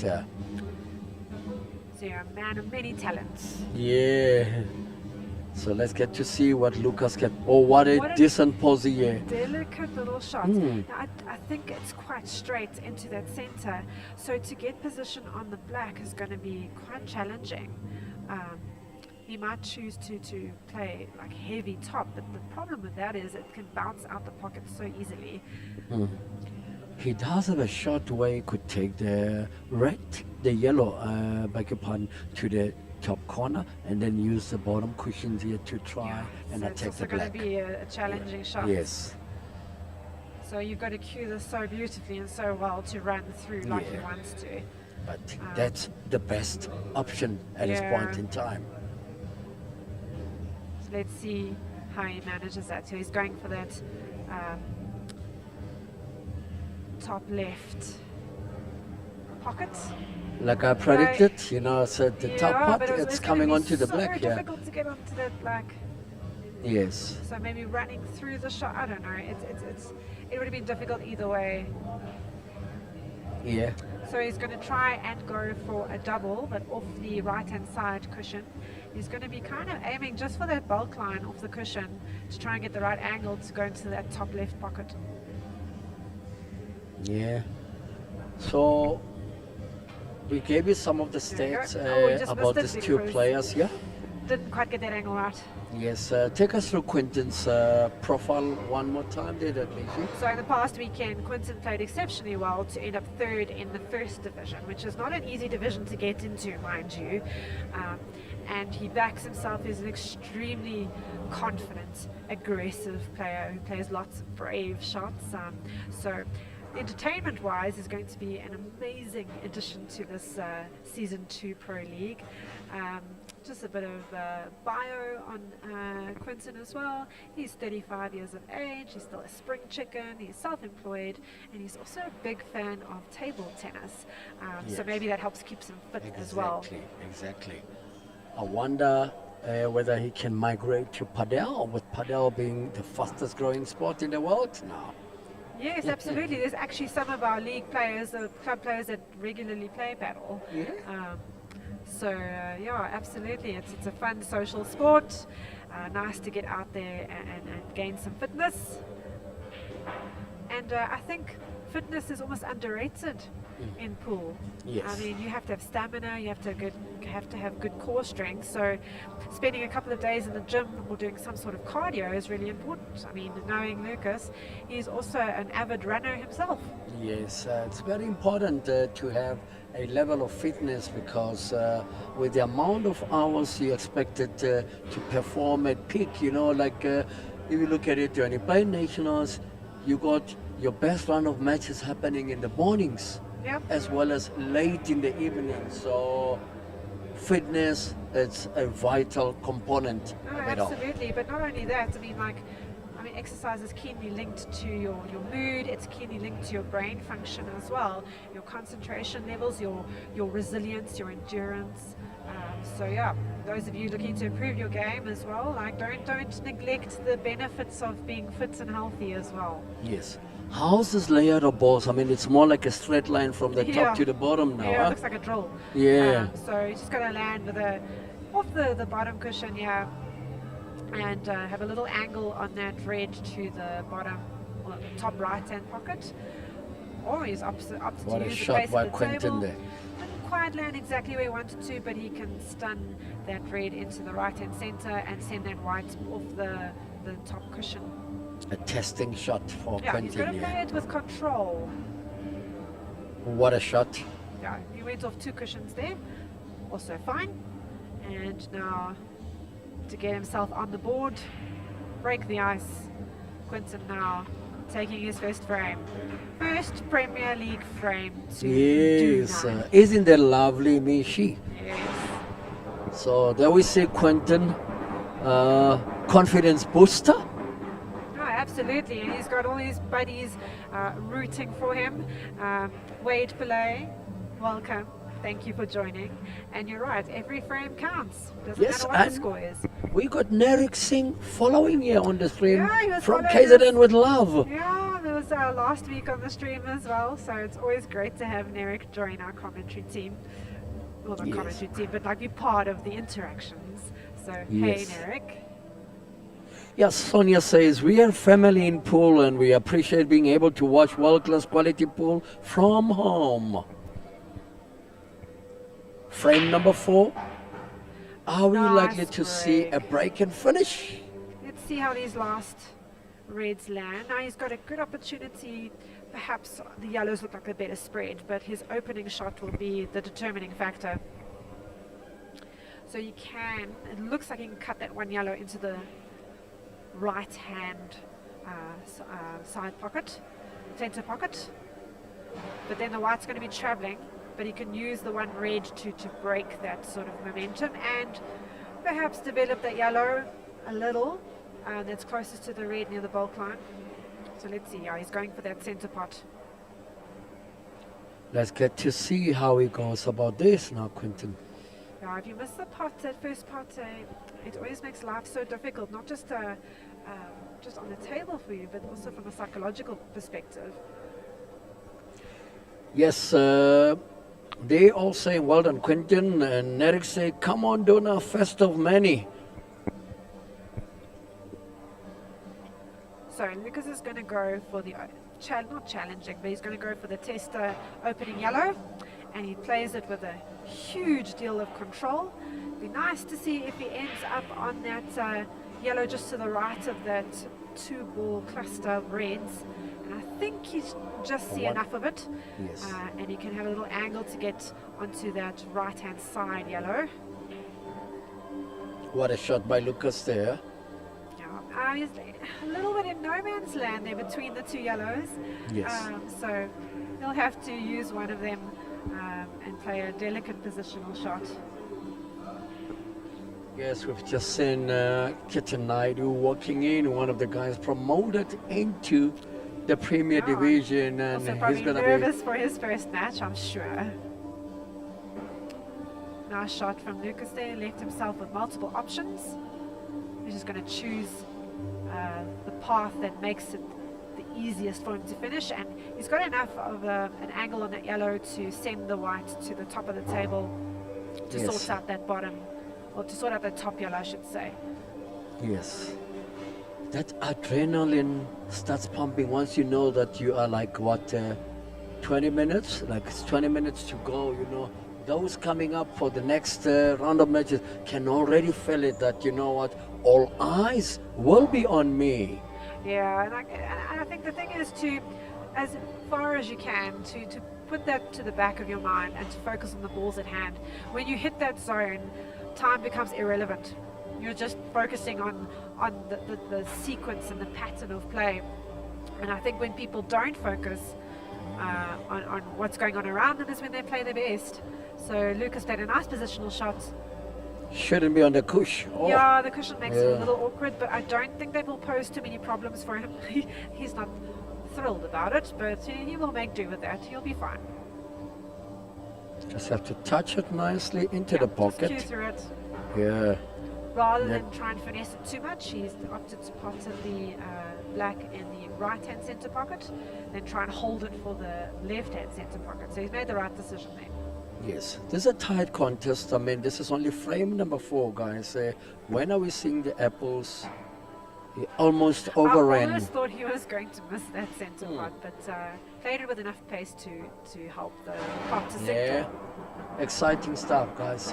Let's talk about Mishi. Mishi just played in the SPL Divisions playoff this weekend, won all her matches, and still didn't get promoted. Well, there's actually a mistake there. So I did get promoted, but I just didn't make it to the To the knockout rounds, knockout yeah, round. beg your pardon there, yeah. And it was such an interesting, I said this earlier, but it's a really interesting way to see this new format of the game. It's not just about securing the win, it's about securing as many points as possible.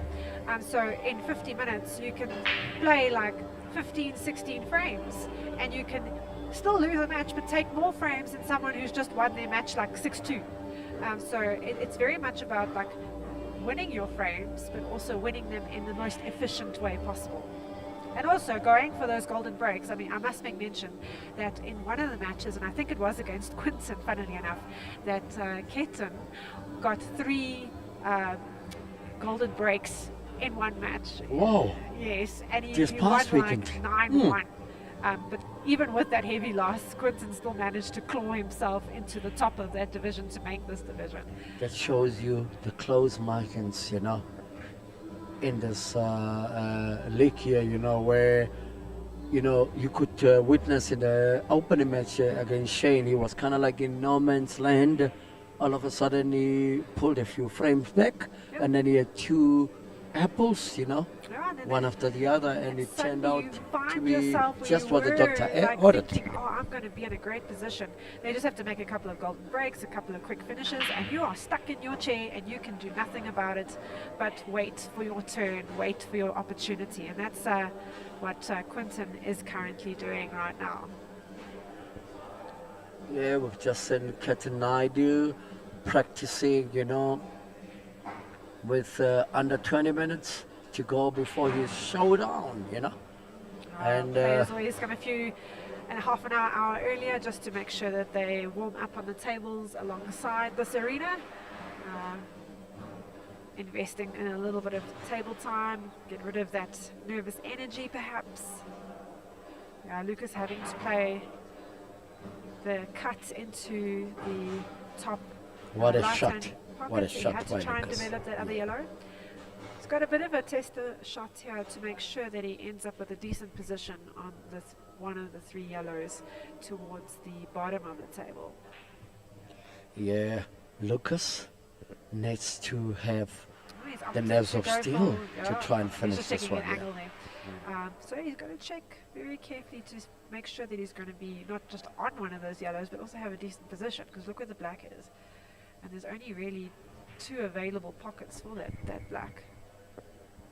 He's opting to go for the tough shot first because that yellow is closest to is the last one before the black, but that's what he wants. And look how well he cues that.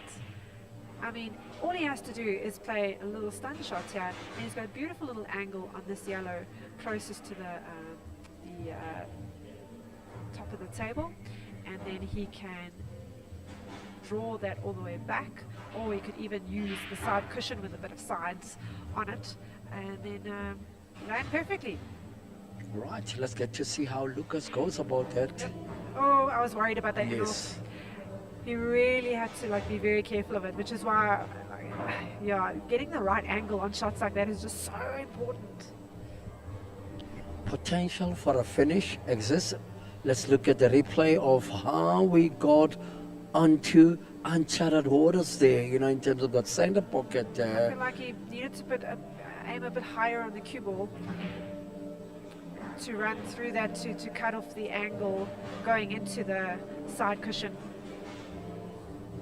He went for a very, very uncanny shot there. That is Quinton. I Yeah, mean, he's left himself awkward. yeah.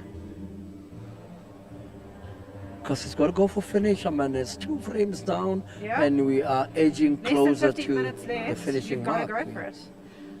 So the white ball is traveling, so he can at least have a few options for shots here. He can use this red closest to the pockets to loosen that other red on the cushion.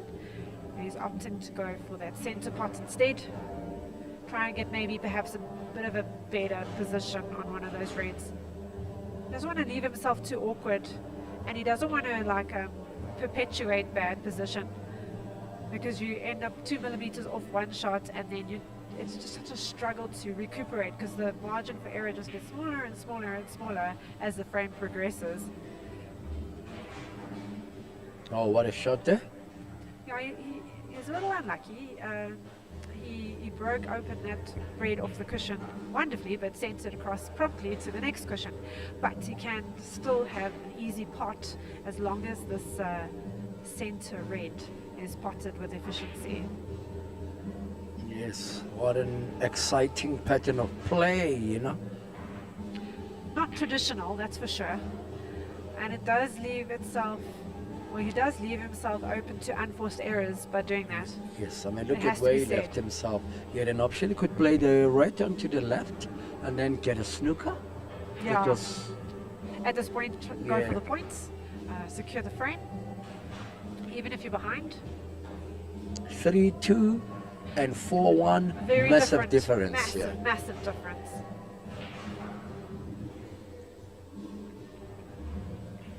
Actually, if I was Lucas, I was going to stop the frame, just go and kiss his forehead and say, thank you for the gift. No, Lucas is way too humble to do that. Yeah, look at the shot here. Yeah, I think he tried he extreme needs to sides. cue. Look at his cue. Can you see Yes. how it lifts up after Yes. the shot? He needs to cue straight through. And I think that's why he's missing some of his shots.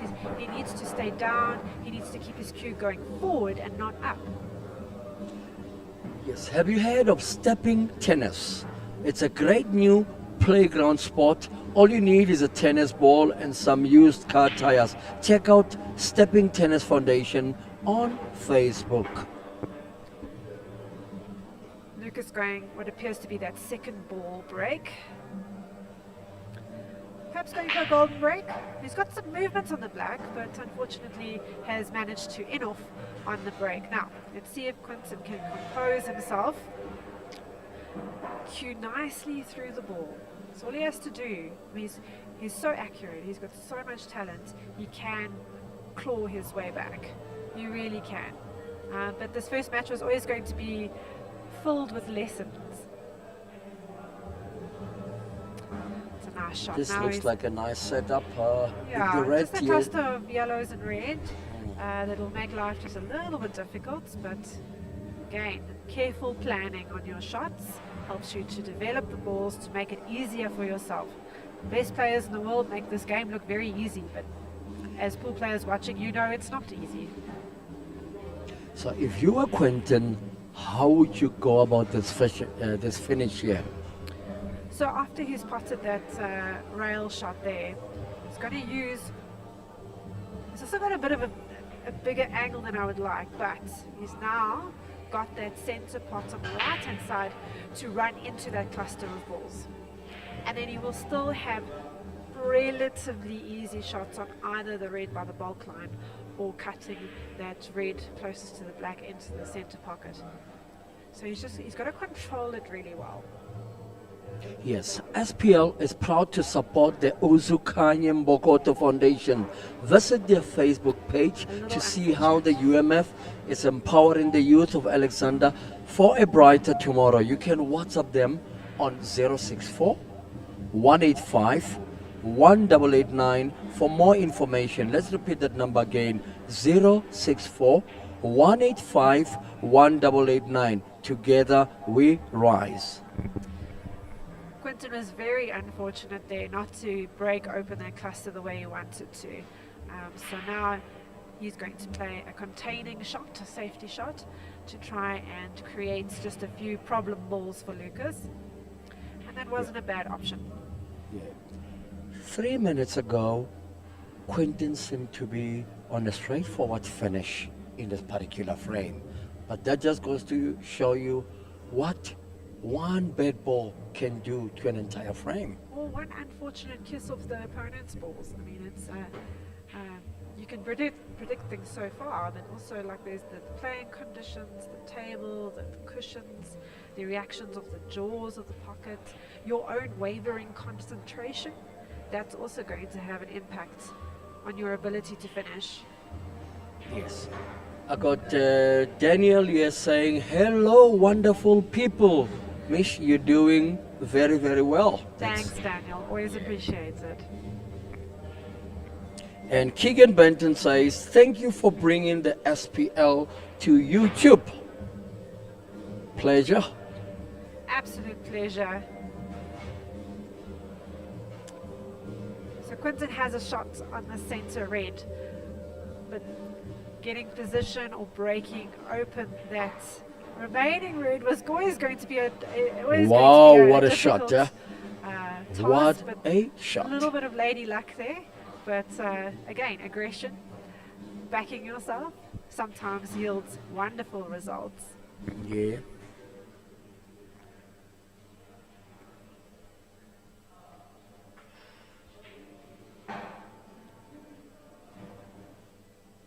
That'll be a shot for the highlight reel. simple black pot into the left-hand center. And Quinton now trails only by 2 frames to 4. A very low scoring match. I don't know what the viewers think, but I almost imagined that there would be more frames played with only 8 minutes or less than 8 minutes to go. They've only played 6 frames. Let's have a relook at that Beautiful shot there. highlight Yeah. reel shot. Very, very, very adventurous, but it paid off.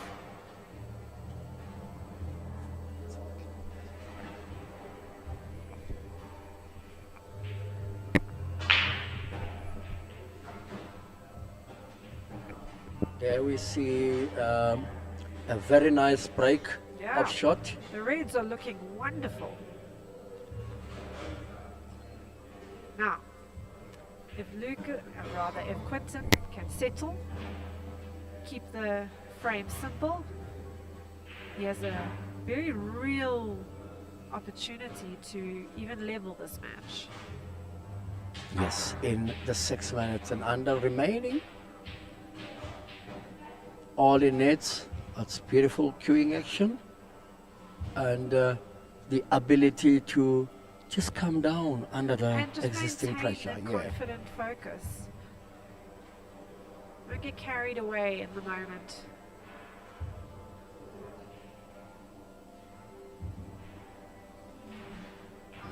There we see Quinton on a very good shot there. Yeah, just slowing things down a bit. He seems to be taking his time.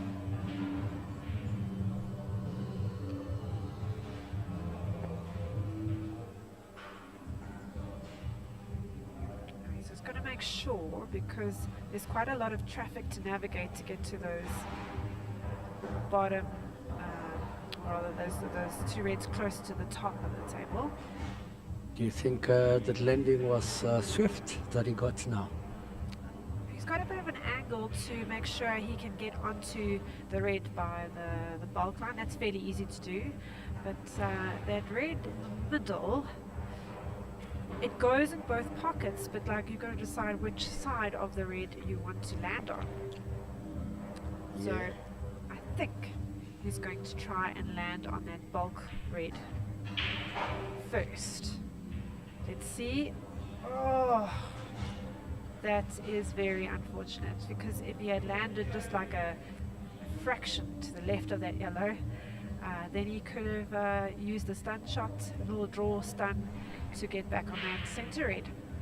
Coming up next, it's another showdown between Inso up against Quinton Naidu. Awesome. That is going to be an interesting match, because Quinton is takes a bit more time, but also a formidable player if the finish is on. And Sorval plays at a decent pace and is notoriously good at finishing frames. Very, very dangerous shot there played by Quinton. So yeah, that's going to be an interesting matchup. I don't think that will be a very high frame count either, to be honest. But it will be interesting. I've never seen them play each other before.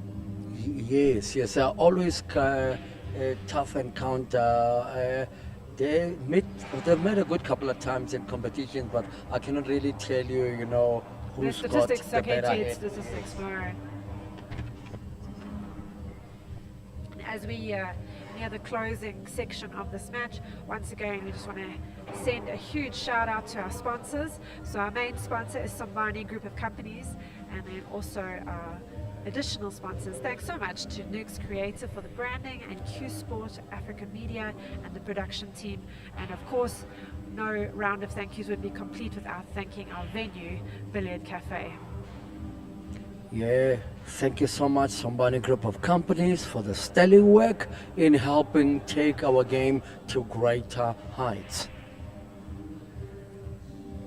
Potential finish here exists for Lucas here Absolutely. to extend his lead Yeah. with Got a little bit of work to do, but Yeah.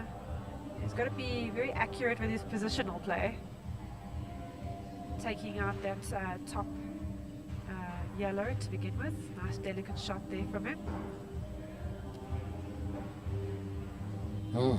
He's got to take exciting this yellow finish. closer to the black out first. Let's see if he opts for that. I can safely say this is probably not the type of performance people expected from Lucas in this encounter. I think they expected him to take more frames, Yeah. but I think he's still being fairly clinical. Yeah. Now, there's a bit of unpredictability with when he chooses to break open the black from the red, where that black is going to end up with. So he's going to try and get the black off the cushion and more into the center of the table, or more closer towards this bottom right-hand pocket. But Yeah. again, pace and timing, cueing action it's going to be pretty on point.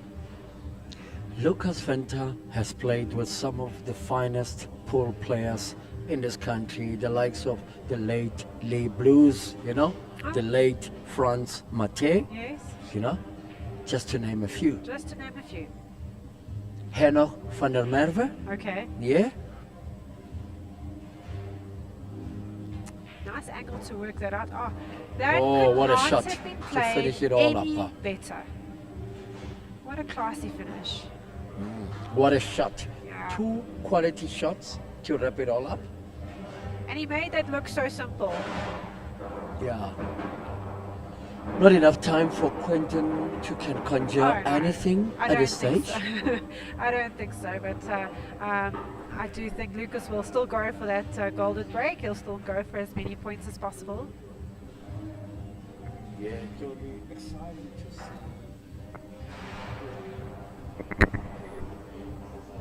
Happens at this point, you know, if there's a chance to grab one last takeaway frame. Yep, I think he'll go for it. I do think he's going to opt to try and get that golden break rather than have to make a quick finish.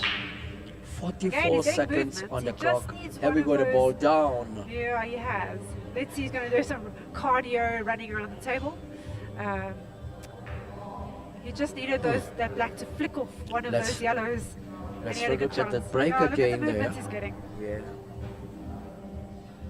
Okay, let's see what he can do. Oh, well, he's got 19 seconds left, so he's got to play some serious speed pool, and I don't know. It's that not finish is in not his on DNA. anymore.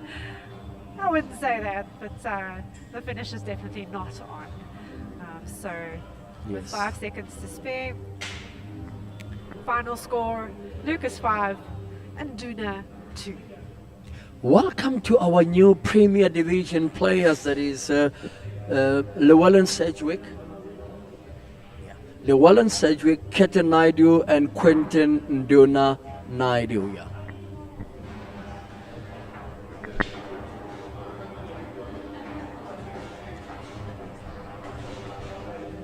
So, as we anticipate our next matchup between Quinton and Inso, we're going to go across to Prince in the arena, and he's going to be doing some post-match interviews with Quinton and Duna, as well as Lucas, to get their thoughts on the match.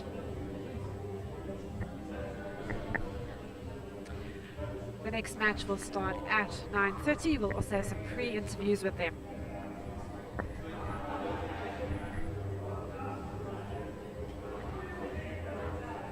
Yeah.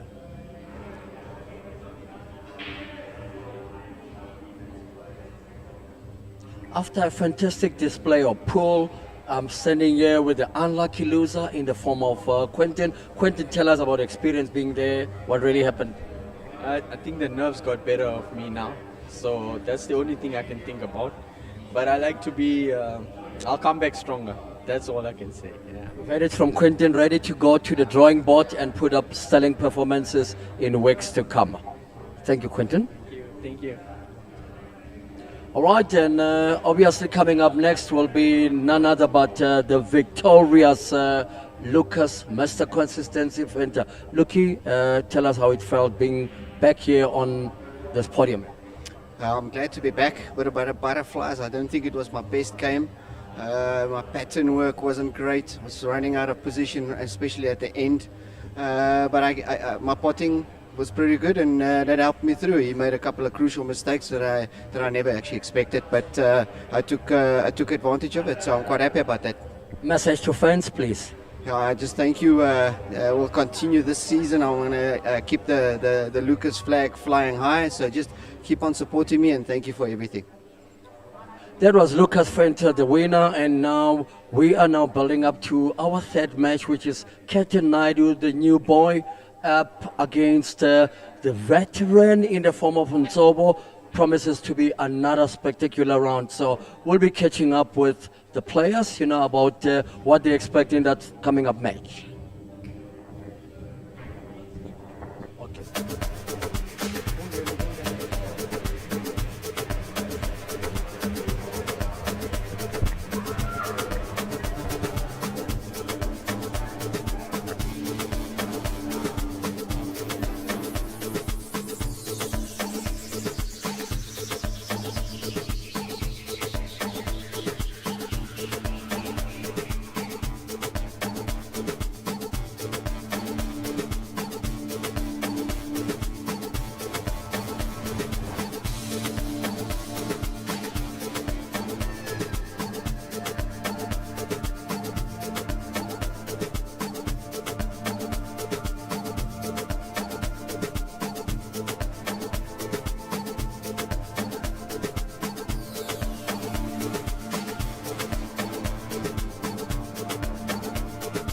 Welcome back, folks.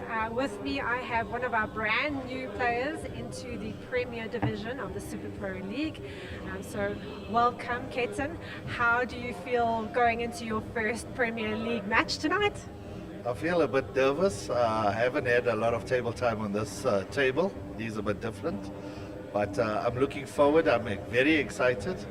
And I've got my supporters here. Thank you all for coming to support me. And Inso is a great player. So he's not going to give me a lot of chances. So every chance that I get, I must make the best of it. Absolutely. I mean, you're no stranger to the big stage. You've been at multiple worlds. And for someone that only gets table time once a week, you've done considerably well to make it to this division. So we wanted to wish you the best of luck. Play well and enjoy your time on the table. Thank you so much, Michelle. Next up, I'm going to be joined by the ever-present Inso, one of our dangerous players in the league. So as he joins me here, hello Inso, you're no stranger to this table. How do you feel coming back into your second Super Pro League Premier Division? I'm actually very excited to be here and looking forward to the second season. I think a lot of players, they here very well determined, I'm also one of those players. I couldn't win it last season, and this season I'm just giving it my all. I have to win it. I must say, after watching you on the Knockouts series last week, you definitely look like the player to beat. You're a prolific finisher on the table. So how do you fancy your chances on tonight's match against Quinton? I think it's going to be a tough one because Quinton also needs to prove himself. So that's his determination coming into tonight's match. And with me, as you always know, I'm always out here trying to give it my best and going out for the win. And that's what it is. And we need to see good ball, and that's what I need to bring. Well, when I watch, you're always one of the most classy finishers on the table, so we want to wish you all the best of luck. Play well, enjoy the table, and enjoy the match. All right, thank you so much, Michelle. Here. It's a pleasure. All right, folks, we are going to get into our match momentarily, and we will join you back on the commentary. Yes, guys, and welcome to our third match for the evening. And this match here, it's gonna be between Quinton Naidu, that is the new boy on the Premier League block, up against. So before we go on, let's take you through some of the SPL rules. Black ball rules: race to 9 frames, 50 minutes per match. Leg to break, 45 seconds per shot. Winner breaks, golden break, golden duck. 1 point, frame 1, and bonus point for a break and finish. And we've always got to remember that it's always possible to win lots of frames and but still lose a match, and every frame counts. Please, guys, follow us on our various social media platforms, SPL Super Pro League. Share it with everyone out there. And do not forget to subscribe to the channel. There is the man nicknamed Bana Shilolo, that is Inso Matonsi from Soweto with Love, ready to make his mark in the second season after coming out shortly. Short in the season 1 where he was right there with He the was top right three there in the top until one of Until- the decisive matches. Yeah, it seemed the same thing happened to him last week, didn't it? Yeah. So as they lag, who's going to get the first break off?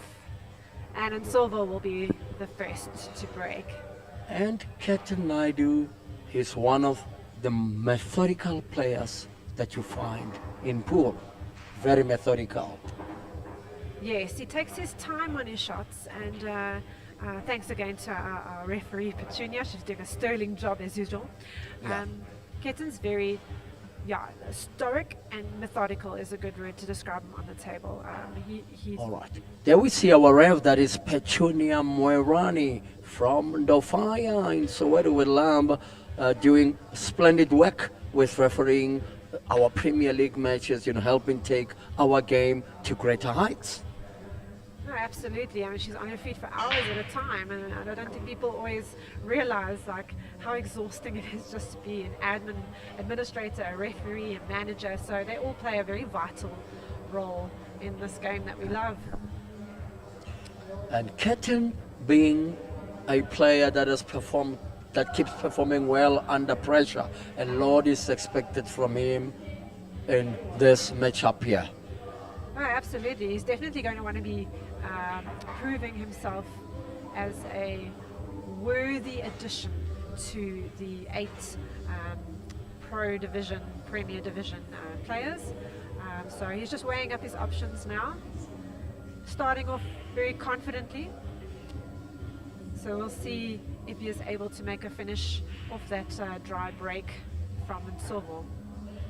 Yes, one thing about Quinton is he's a player that never stops backing himself, irrespective of what's ahead of him, in a match. Yeah, I've actually had conversations with him about this when he's always like, whatever you're in, make sure. That's his catchphrase for me, make sure. While we're speaking about the players, let's speak about Inso. So as we mentioned, he was ranked second. He just missed that top spot in the previous season. His break-in finishes, he won the most break-in finishes. He had 8. He's still young, although he feels like he's been in the game forever. He's only 30. His occupation is broker support. His accolades are many. So he has won the under-18 and the under-23 Black Ball South African Championships. At the Yes. Black Ball Worlds, he's been the #1 ranked player. And also in the men's division, not just the juniors division, he's also been ranked Let's #1 get in to South see Africa. what Quinton can be able to. Oh, yes, he's just got position on Beautiful that yellow. position to come around, no? Yeah, he's going to have to come around, or he's going to have off that cushion to be able to pot that black in either the center if he runs out of position, or in the top right hand pocket. Let's see what he comes up with here. That is Quinton Naidu. So, He played that well. oh, Unfortunately, kissing off the black there. I thought he might bring it around and have to pocket it in the center. But now he's got a few decisions to make. Is he going to go for the double? Is he going to go for a safety? The double is on into the bottom right hand pocket here. let's see what it produces. Just having to get used to the reaction of the cushions, I think. Yeah. And now, so we'll take his opportunity. I envision him to make the most of it. Yes, and this is one of the standout matches of the evening, in Yes. terms of expectation. And I can take you through some of the stats. Oh no. Is he not going to take the black That's in going now? to flirt with the center Whoa. pocket. I'm sure he held his breath for a moment there. There is the man nicknamed the Kepi, that is Quinton Naidu. Yes, and, it is his nickname. yeah. take you through some of his profile. He's been promoted to the Premier Division by coming second in the division. He is sponsored by Florida Dance Cafe. Very much capable of skillful finishes. His natural rhythm is quite slow. Will he need to adapt to keep up with the ultra-aggressive players? That's a question. I think he's already exhibited a bit of that. I mean, he went quite aggressively for that finish, and I don't think he even got close to the 45-second mark for any of his shots, really. Yes. So, He is the owner of Star Group Student Accommodation. He produced the most apples in SHMs in 2025. There is a potential snooker there. So it is a snooker. He needs to be able to come out of the angle and try and... he needs to go for the pot, that's for Yeah. sure. But he also needs to read the cushions a bit more Yes. effectively. There is a He's gonna go potential here for a swerve. I swear, yes. And he came out of the snooker, assuming he was snookered. Yeah. Now, will Inso go for the finish? I Yeah. think so. And Sobo naturally wants to start this match very, very well because, yes. you know, He wants to establish some dominance early on. yeah. He witnessed what Alvin did last week when he rallied back. Oh yeah. Yeah. Never write a player off, ever. Most definitely. Alvin will be back in the Premier Division. Mark my words. All right. Let's see what Nsobo can be able to construct right here. With that beautiful cue action that he always shows. Yes, queuing over a ball. A little awkward. We call that a Chinese snooker. I wonder, would it not have served him better to pot that center red in the center right-hand pocket and then just run through? He would have had options, and he's so prolific a potter, he would have been able to finish. So I think he missed out on an opportunity there. Well done to all the players for making the SPL Gauteng Division weekend such a success. And he misses again there. Players from several clubs took part. Find out who got promoted and who got relegated by visiting superproleague.com. So Silvo got another opportunity here. You don't often get that.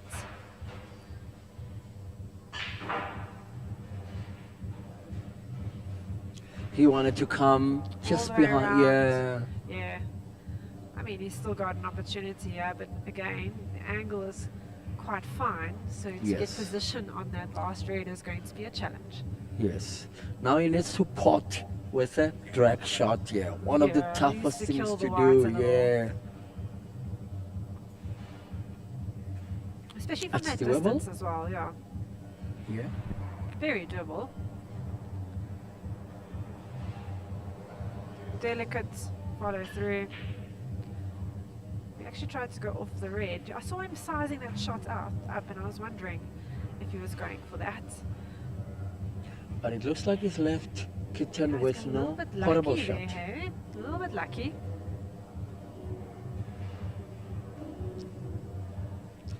And now Quinton will be thinking, where would I want the white to end up to make Nsovo's life difficult? So he obviously wants to end up on the side that is on the bulk line side,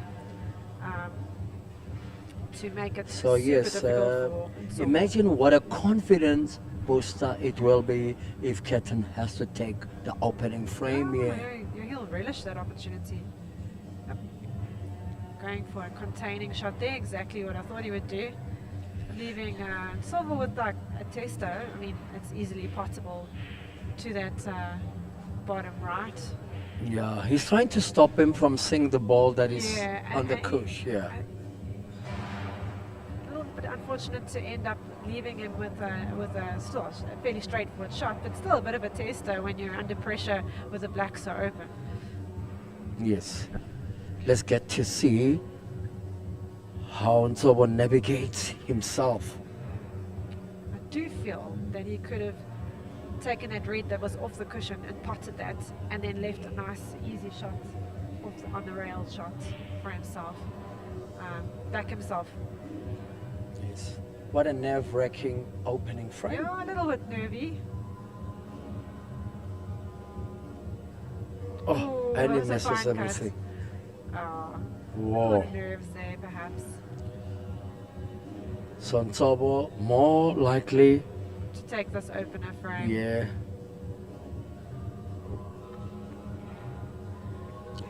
Yeah, it would be interesting to follow up on the comments just to get to hear what.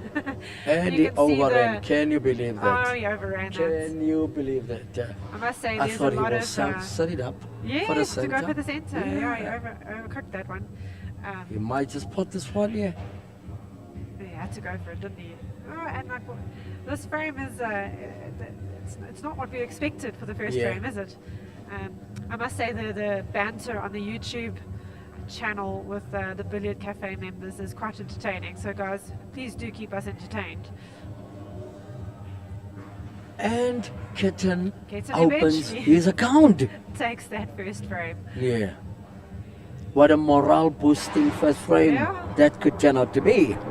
Yeah, perhaps, but I think both players will settle in a moment.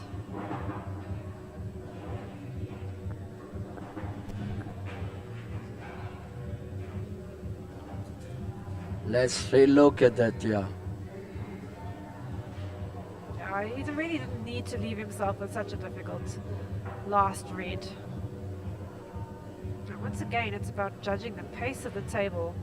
It's not always about like how hard you hit the shot.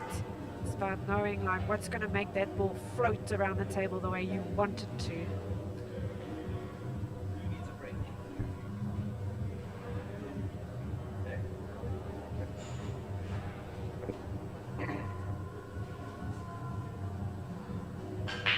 All right, ladies and gentlemen. Oh, golden break! Can you believe it?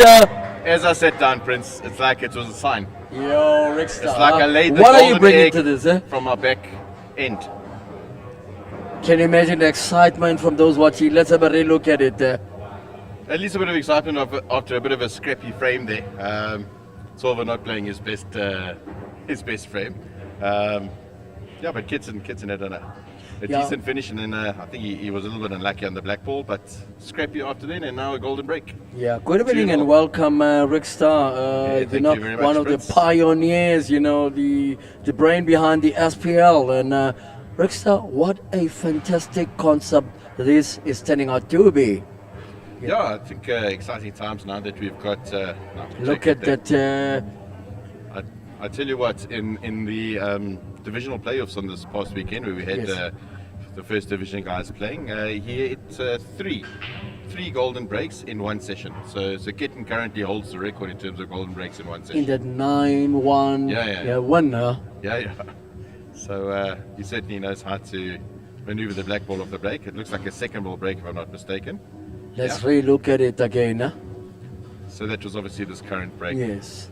Didn't move much, but certainly pretty consistent when it comes to moving that black ball around. And Quinton, obviously a very consistent player and very determined, hard to beat player in the SPL, coming up from the first division. Yeah. He needs to come onto that yellow again there. Open it beautifully. How's the path to the corner pocket, Rick Star? I think it's there. I think it's a little bit of a tricky follow through, but it does go. Of course, Quinton Naidu, sponsored by Dance Cafe Florida. What a great shot. I think he's done enough to leave an angle so he can put it into the corner, come across. Looks like a 2 cushion. I'm sure what's going through Nsobo's mind is let Quinton not turn into another Alvin. No, you mean another Lucas. It was Lucas that he played in the first match, if you remember, in his Yes. first match of the Yes. season 1. And Yes. Silva couldn't find his feet, and Lucas took full advantage and carried it on through the season. You shot reckon there. memories of those could just be reliving themselves? Yeah. Yeah, the SPL, one of the most unpredictable leagues I think you can ever play in. In fact, I'm sure if Alan is listening now, he got the brunt of it on the weekend, playing in second division. Got relegated to the third division. Wow, the professor himself. Yeah, and you know, Alan is such a seasoned, great player. He's multiple world champion, SA champion, but the SPL is different. It's a different format. It's a pressure cooker, and you know, we're seeing some fantastic matches. And hopefully season 2 will be even more of a banger than season 1. Yes, and I do believe that this particular matchup will be no exception, you know, in terms of providing us with the highs and lows, especially if Nsobo can just get switched on. So if you remember, in a lot of the matches in the first season, Nsobo was a little bit behind, and he seems to, you know, once he gets into it, he can hit 2-3 breaks and finishes in a row and get himself right back in there. In fact, if you have a look at the Shane play match that was earlier, Aaron was 4-0 up, and you know, Shane got a bit of an opportunity, came back, hit 2 breaks and finishes in a row, and all of a sudden he was back in the game and ended up winning that match 8-5. Yeah, I mean, myself and Michelle earlier in the program, we were talking about that Vital said that in any particular session match, there'll always be 2 halves to eat, Rickster. Yeah, absolutely. I mean, again, it's SPL is such an unpredictable format. It's winner breaks. We saw some fantastic matches on the weekend, and some of the players just couldn't get used to the format. I think Quinton Nduna is another perfect example. He beat Lucas last week in the 10,000 rand playoff on the SPL table, and he came in today. He said the nerves were just too much. It's like something was changed in the table, yet nothing. Huh? It's just different. It's I know tournament is a little bit different, and so we're going for the snooker there. Just making sure of the frame. I think he just wants to get a score on the board so he can feel a bit more comfortable. Yeah, this looks like a snooker.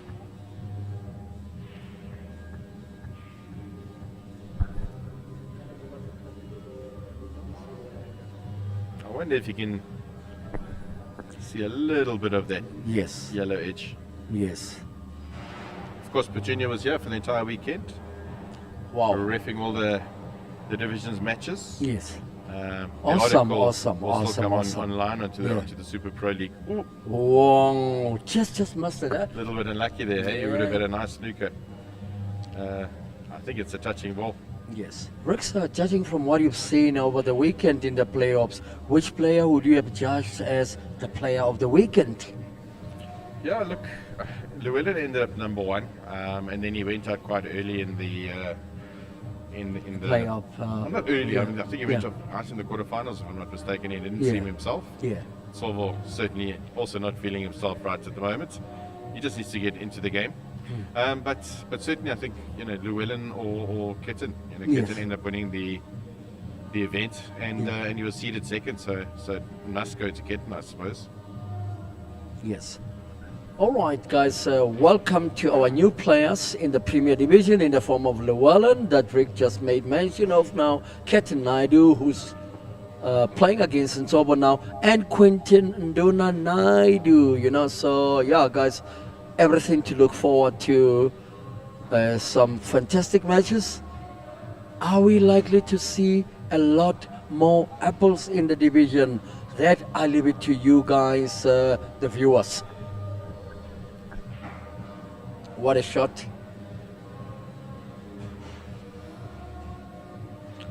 The black ball, where is he likely to take that one? I think he wanted to leave that red that he's going to go for now as the last ball. He just got a bit unlucky when he kissed that red down and landed on the cushion, so he's forced to go for the one in the middle now. It's just a matter of holding the white, or if he's going to go into the yellow and black. Quinton been playing since the early 90s. Yes, he played at a venue called the Bronx back in the days. There was another club. Poison Ivy. Poison Ivy. Yeah. With Haroon and the boys back in the day. Nice shot there from Solvo. Riaket Mohammed is also a product of. Absolutely, yes. Nice shot there. Nice shot. Nice finish from Inso. doubt he'll have any problems with this black ball. Showing his authority there. You know, Yes, I would be a little definitely. bit weary to play a black ball like that. I'm Just telling you, pops Rick, out the pocket. yeah. The SPL is proud to support the Uzukanye Mbokoto Foundation. Visit their Facebook page to see how the UMF is empowering the youth of Alexander for a brighter tomorrow. You can WhatsApp 064 185 1889 for more information. 064 185 1889 for more information. Together we rise. Very much so, Prince. Next matchup is obviously Niko and Luwellyn, 10:30, and I'm sure the viewers would have noticed we've started half an hour earlier. Yes. They're probably wondering why we've done that, and they probably thinking it's for the players, but it's actually for us, you know, the crew behind the scenes. It Finishing kinda at 12 helped, o'clock you know, is a little bit late. With season 2, you know, a lot is expected, and you know, we need to toughen up on every aspect of it, you know, from the organization, you know, to the detailing and so forth. Yeah. Yeah, look, I mean, we grow every time that we come through, yeah, and obviously season 2 has given us a bit of time to reflect and see where we can improve. And we've had some decent game-changing people here tonight that have witnessed, and they said, you know, they watched Beke Lebeke, and from there to where we've got now is, you know, we've made huge strides. So it looks like we could be in for good things in terms of mainstream media. Pool should be the winner at the end of it all. And guys, there's no better time than now with the Super Pro League to help elevate our game to greater heights. Absolutely. Let's see if Inso can pull off an apple here. I think he needs that 2 points and get his mind back in the game. And pressure moments can also be indicated by players holding on a little bit too tightly on their cues, you know, as evidenced by Inso in this previous shot. Yeah. Yeah, you know, one of the big debates is, you know, having coaches on call. And if you look at the best golf players in the world, they have coaches because they can get those little niggles. And pool players are no different. So we know that we're meant to hold the cue loosely, but when the pressure's on, sometimes you forget. Yes. Nice shot there from Inso. It's just got the red ball into the center pocket, red ball in the corner, and then the black ball has a nice guide there with the yellow on the side. So I might need to play this into the and then use the side rail. Let's see which way he's going to go. Looks like that's the way he's going to go. Well called there, Prince. I think he's landed a bit short. Yes. I would have gone the other way, my personal feel. I would have gone the more safe way. Yes. But that said, I don't think he's got any objects in the way here. Oh. I say that and he ended up hitting the yellow ball, so I think he hit the wrong angle there. Yes, some beautiful ladies in the audience here, you know, coming to make our game a lot brighter. Let's see how good his cueing is now. What a lovely shot. What well done, an apple by Mr. Matonzi himself. Apple fever.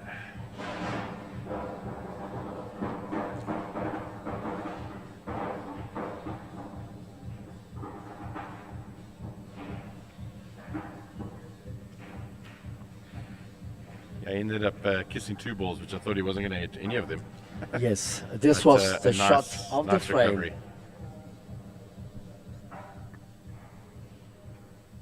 Here we see that. What a finish that turned out to be. And Inso, no doubt, the poster boy for the SPL. We couldn't have asked for a he a does better his looking fair share of PR, you know, what we need from our players. I mean, our players need to treat our sport the same way the golfers do, you know, the same way the cricketers do. Absolutely. Quinton, having been seated for about 5 minutes now, back at the table, and finds himself 3-2 down from 2-1 up. Yeah. It just goes to show you that it can turn, you know, in a whisker. That's the pressure of the SPL. You can be 2-0 down.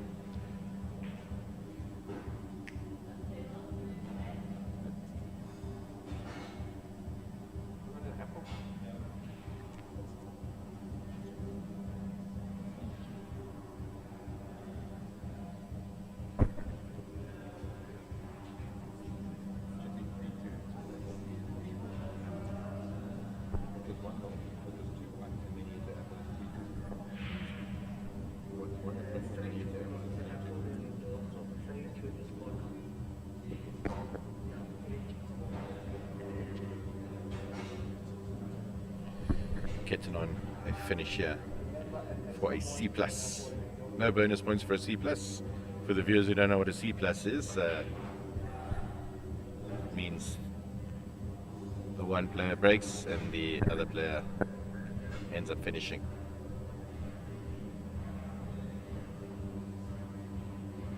Bit of a tricky shot here if you can come out of this.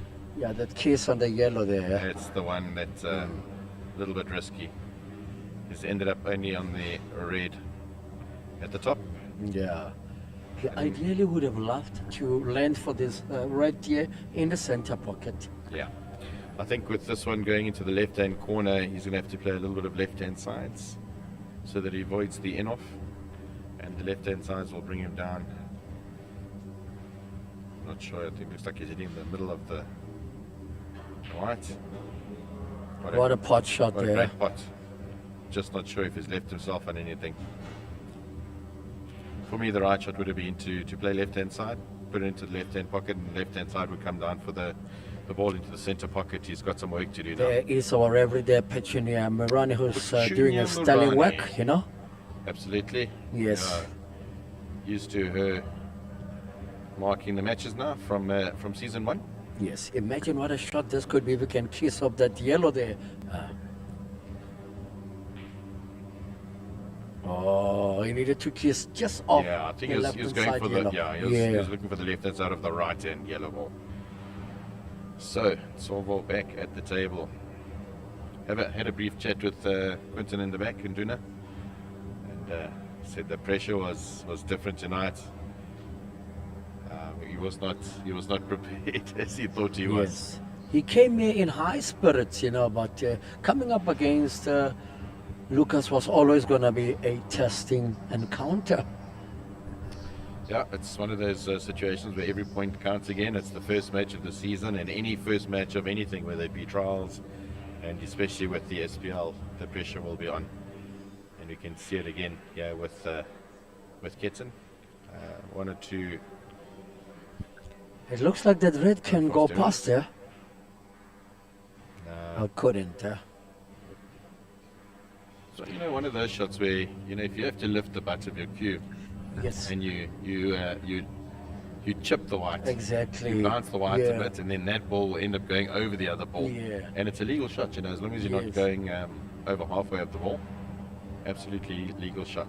Now, Zobo wants to play onto that yellow, but when he plays onto the yellow, he's got to ensure that the white comes back right in the middle of those two yellows. Otherwise, he can give him a sniff. That's a shot. Yeah, what a tight snooker he's just played Yes, that's the shot that I called, guys. Not because I know so much about the game, but yeah, we'll live to tell a good there. story. Well, to be fair, you've been playing for 70,000 years, Prince. And I've got trials coming up right here at Billet Cafe in a few weeks' time. The Masters. Yeah, I'm sure you'll be doing fine. I know you like to also play those snookers when you can. The game has Well, changed. can you see the Ricky. ball, we need to, Prince? we need Looks to like you can adapt see to it. the new format of attack. I said it was a There tight goes snooker. Meantime, you could see the whole ball. Yeah. Yeah. Can he Right. I'm going to be handing manufacture one back now? over to Michelle. All right, Michelle back on the platform. Thanks, Rickster, for your time. Yeah, and guys, that was Rick Schulak. One of the most well-known personalities in Yes, South African cue sport. Yes. Helping do good for the sport. Always. And yeah, let's get to the comments here, guys. Before doing that, we'd like to thank our sponsors, our main sponsors, Somebody Group of Companies. Also thanks to Nooks Creative for the branding, Q Sport Africa Media, and the production team, and Billet Cafe, the cathedral of pool in GP and South Africa. Yes, definitely one of the most prolific clubs in the country, one of the best clubs in the country, among others. Unfortunate to end off on that shot there. Handing the table back to Inso. Yeah, let's get to follow up on some of the comments here in our YouTube page. And Mishi, give us a lowdown on what the people are saying on social media. So there's quite a big support network for Inso. Everyone's saying he's my horse. I think it's expected that Inso might win this one. But having said that, in the club tonight, Quinton has brought his own support, so he will also have lots of people in his corner. Yes. Where are you watching from, guys? I would first like to know where you're watching these matches from. Are you in GP? Are you in KZN? He's left the He's player left on. him on, yeah. He's been under pressure in this frame here. I mean, yes. I mean, the scores are so close as it is. Quinton's just got to be mindful of this red going into the centre so that he gets decent position on the black. Which he's done so. Yes. A tester to pot down the rail, but Quinton is more than up to that task. Quinton on the black. Very good queuing action there. Lovely queuing action there. Played a little drag shot to help that ball on its way to the pocket. And now the scores are even. Yes. We got a match in our hands. Yes, let's see if he can replicate that golden break. Yeah. Look at that replay there. Watch him going down, Misha. Oh, beautiful. And having to queue. Over the ball a little bit. Yeah. Look how still he keeps his hand as he cues through the ball. Yes. They say you go down, slow down, and stay They down. call it settling, yes. You have Yes. to settle into the shot. Yes. The victorious Lucas Fenter and some of the lovely ladies here who form part you of, see they're a little yeah. shy of being on camera. Chantal's used to it by now. And then coming up next, we got Niko up against Luwellyn, guys. So That's an that will be to exciting wrap up match. the evening. So, nice break off there. And unfortunately, not potting anything on the break, as solid as it was. Yeah, that centre left-hand pocket just denying entry to that yellow. Yes. Nsobo Matansi, the player on the table now, he got ranked number 2 in the last season, and he played 60 frames on 20, lost about 20, break and finish he at 8. So he's from Kiani, raised in Soweto, aged 30, occupation, he's a broker support. The man is a 2-time SA under 18 and under 23 champ, former world under 23 number 1 ranked player, former South African men's number 1 ranked player. That is quite a list of accolades, and by what we've seen in his performance over the last season and in the comp last week, that comes as no surprise. Yeah, I must make mention of like watching him play in Bridlington back in 2018. Yes. Formidable. Yeah. And What a he's still player. young, and he's What still a got player. so much pull ahead of him, and he developed that red close to the black so nicely. So All right. let's see if Should he can go make the and finish. nick that red over That's what he's there? going for. Yeah, he played it quite delicately because the red was always going to run quite far off that cushion. So Yes. This promises to be a spectacular match as it develops and it goes into, the business end of it. yeah, I think we're going to see some a little bit more aggressive play as we get to the business end of the match. Silver here just having to navigate his way through all the yellow balls. He's got a choice here to make, so he can cut that one red into the center, or he's opting to do into the bottom left-hand pocket here. He's got to Yes. come around off what will probably be two Natural cushions. angle. Natural angle, yes. What a shot. That's a lovely shot. What And a shot. He's left himself plumb on that red to the center, run through just a tiny bit to have a straight shot Yes. for that. He needs the corner last pocket red. there. Yeah.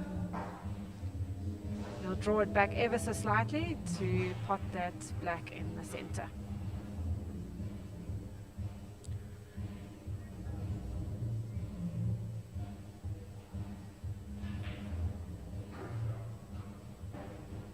making short work of this finish. So this is a C plus. C plus it is, yeah. Yep. And the crowd knowing the quality of pool we played there. Nice round of applause.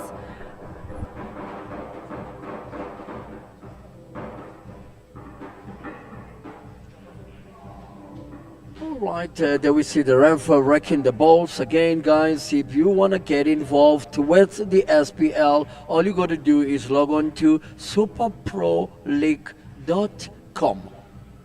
Yeah, get involved. There's lots of divisions to play for, relegation and promotion tournaments.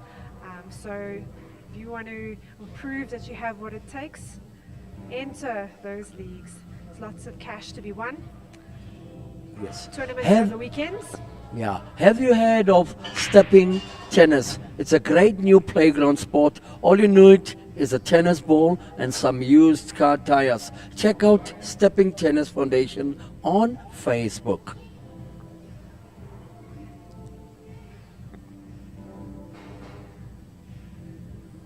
Your take on the break there, Michi? Yeah, so it's a fairly solid break again. He's opting to go for the yellows. The spread is a little bit better, a little bit easier to navigate. And we could very well see a break and finish. Yes. He's a gentleman that prides himself on good cueing and stroking of the wine. That is and Quinton. also accuracy on his position. Yes. As you said, very methodical, very calculating as a player. Yes. And the other thing about this game is, as you mature, you get to understand the importance of the least amount of movement on the cue ball. Yeah, you don't move it around unless you absolutely have to. Try not to, unless you have to as well, disturb your opponent's balls. Yes. Keep your white close to your work. Make it look simple. Yes. It looks like the second ball here could be much better, because then he was going to be getting this one into the center, and then Yeah, just hope he it's doesn't run running- into the traffic. Yeah, he Yes. should still be fine. Yes, good shot.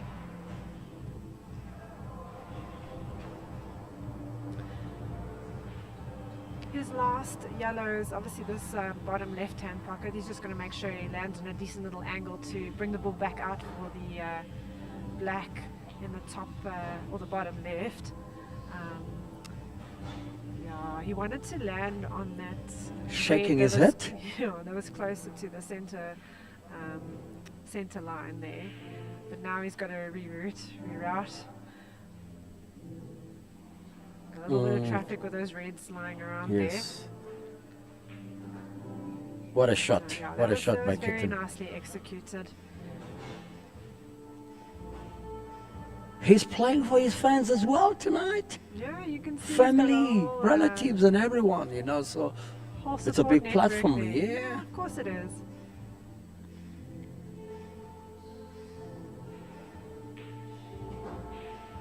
Nicely done. For someone that mentioned that this table could be quite difficult to play upon, he's actually proving that he's very quickly adaptable to any conditions. What a finisher A in wonderful little response. finish, yes. Yeah.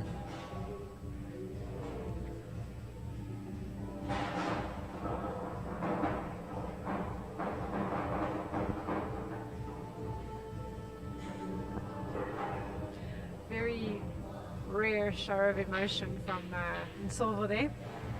He's a very calm and collected player, but just a little bit unhappy with the way things are going right now. Shaking Good his use head of the a bit. cushion there. Good use of the cushion there. Yes. Time is everything. Let's look at the amount of time left in this encounter. That could give an indicator Yeah, less of than 15 minutes left with the score tied at 4-4. how many more frames you predict in the About three time more left. Frames. Three? Probably about 3 frames. Yeah. Those watching from home, how many frames do you think can be played in the time remaining? A shout out to the clubs who are supporting the SPL. 4Play Sports Lounge in Rodipot, Legend Billiards Room in Pretoria, Ricochet in Devon, Mpedi Tavern in Alexandra, the Tabong Bar Lounge in Alexandra, as well as Billiard Cafe right here in Rivonia.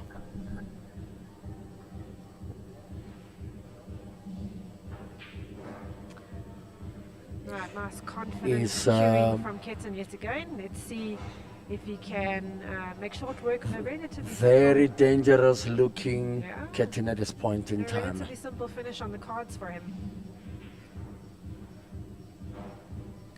He is timing the shots very well. This is where the art of ball selection comes to the of test, course, yeah. Of course. Yeah. He's got you, and he's always leaving himself with a couple of options. Yes. It's easier to, yeah, The either right way. hand side, the right hand side is well inside, because there's more then the width. ball closer to the Yeah. bulk. More width.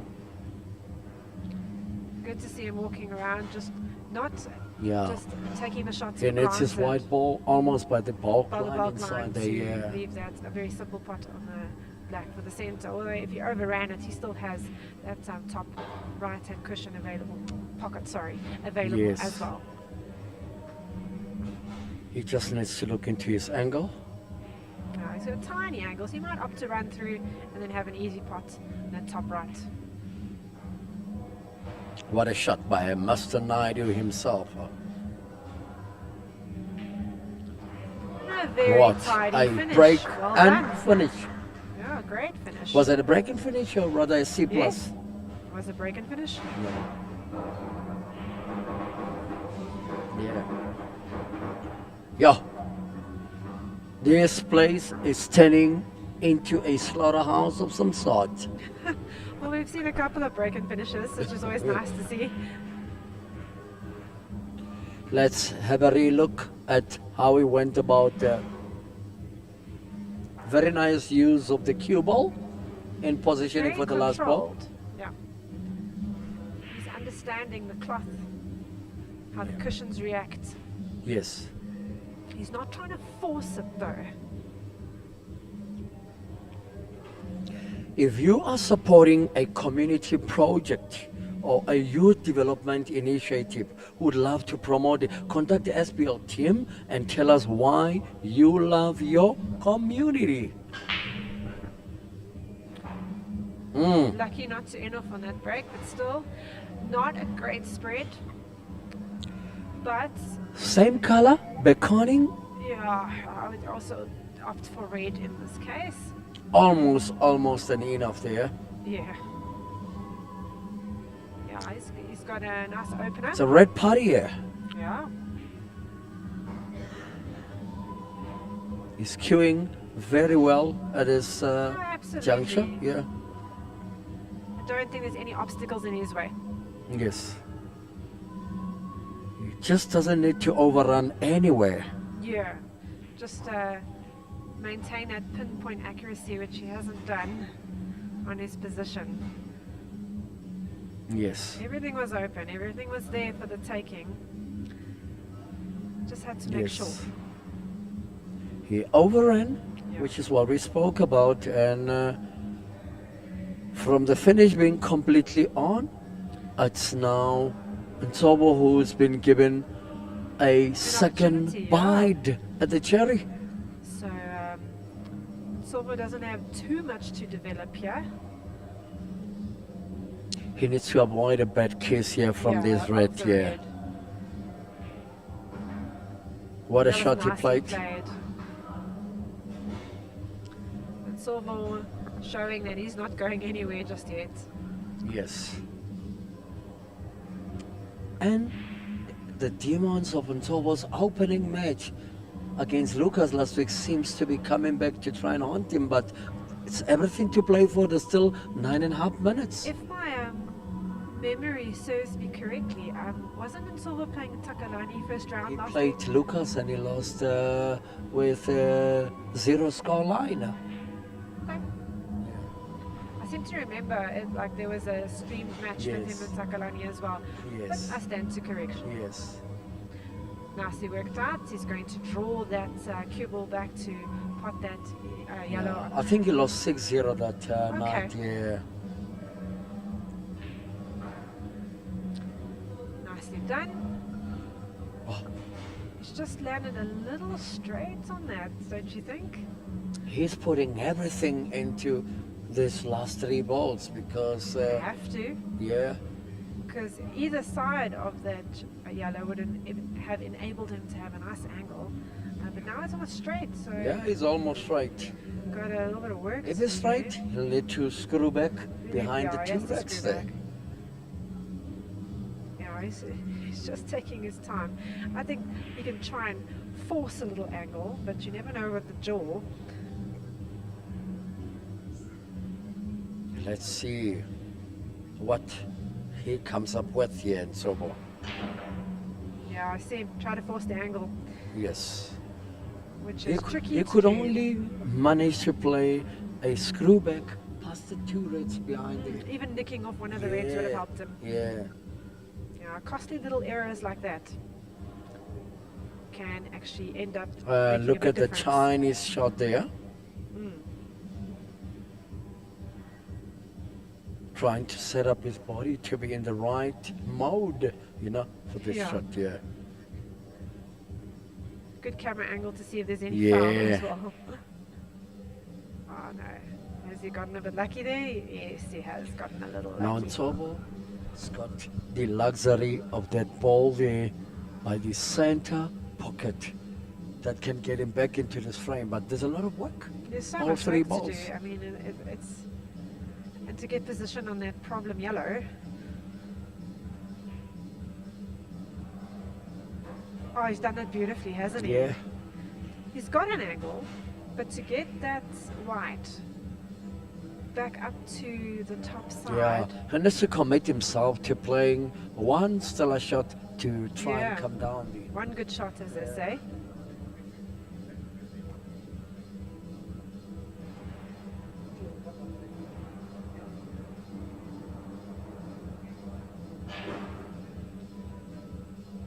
Oh, kissed off that black, ending in no man's land, although he can play a sneaky little shot off the red into the center if he so chooses.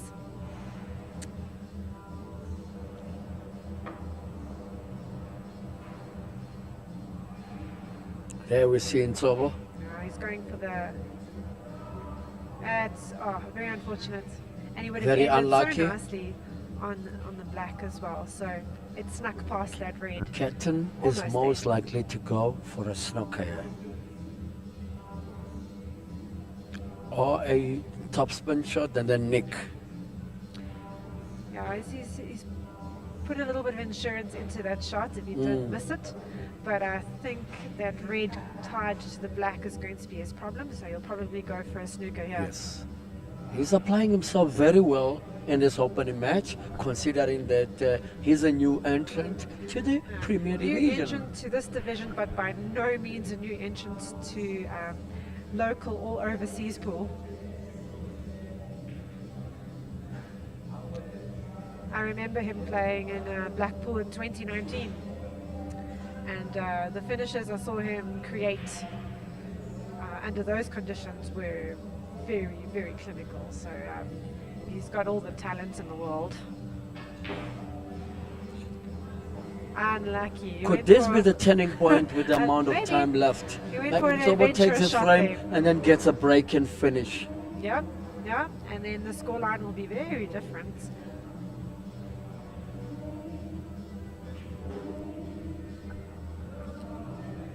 Sobo clawing one Time back. is not his best friend. Nope. No.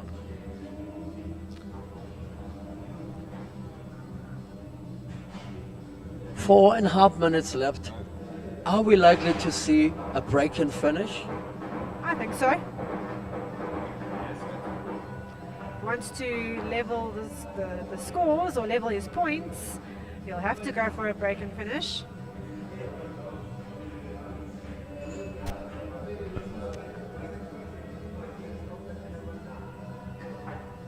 Yo, what a story this could turn out to be. Yeah, I With was a break thinking and at the finish beginning of this from match, I couldn't really Nsobo. predict a score, but I did feel like it would also be quite close. And it's See a the ball very off, He down. needs the ball to go down. Oh, And no Quinton ball immediately down. out of his chair. He's It's feeling all it. in Quinton's hands now, whether he wants to go for it. I think he'll just go for it and get the points. Why not? Yeah. Confidence is key. Wow. Almost. Oh, he's unlucky not to What get a shot this has favourable turned out to be nick now. off Those, that cluster of yellows. Let's see. Can he develop them? Let's get to see the plan B from Mr. Naidu himself. Could this be the moment that he seals his first victory in the Premier Division? Possibly, but he's trying to develop those two yellows that are tied up against each other. And he's having to do this quite quickly. And he keeps on just missing them. So, can he finish? Yes. But Now I he's would got- say he needs to use a little angle that he has off that yellow now to bring it around. But, yeah, we'll see.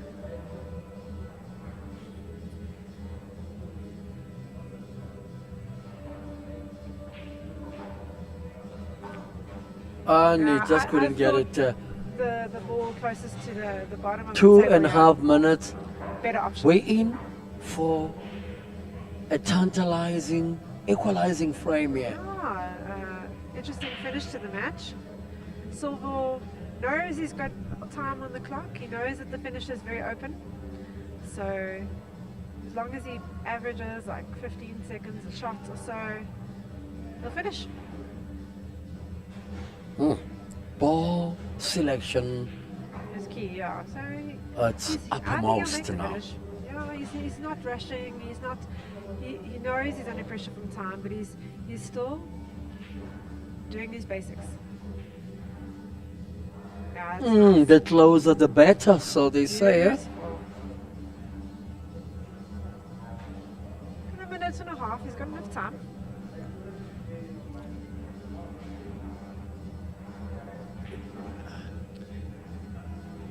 Oh, he landed a little awkward, but still very doable. So he's probably going to have to take that on. He and needs that a long pot on. center left shot to be Yeah. able to keep position.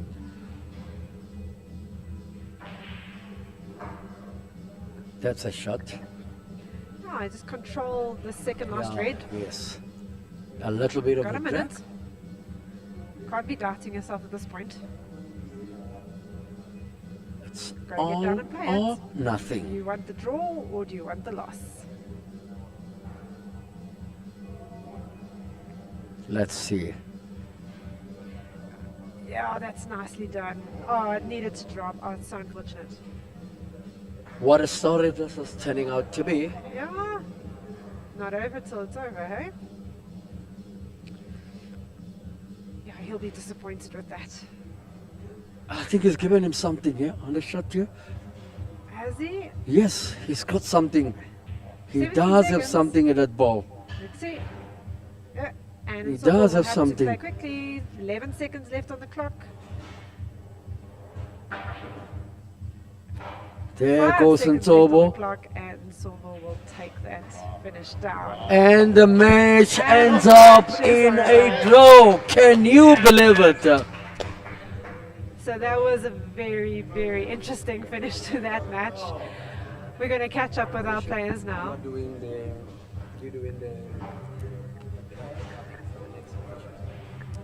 So Prince is just heading off to catch up with our two players, and as they gather their thoughts after that very, very exciting end to the third match for this evening. Sorville almost messed up that finish, and luckily was given a bit of a gift from Quinton to enable him to finish the match with about 3 seconds, or finish that Don't frame go with away. about 3 seconds on the clock. Over to Prince.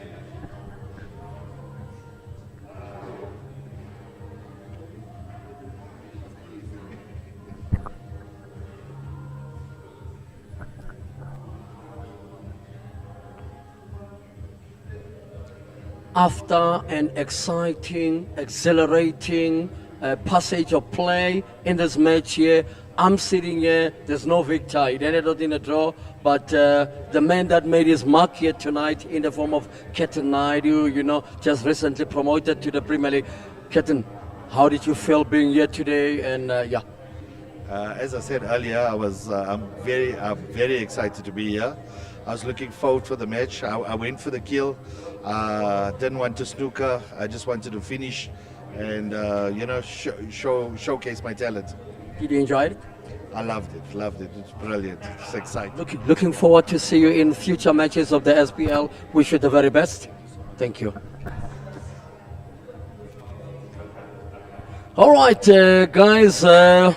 With me here, it's none other but the man nicknamed Bana Shilolo. Nsobo, very unlucky, not to bring out victory in this match here. Your thoughts, please.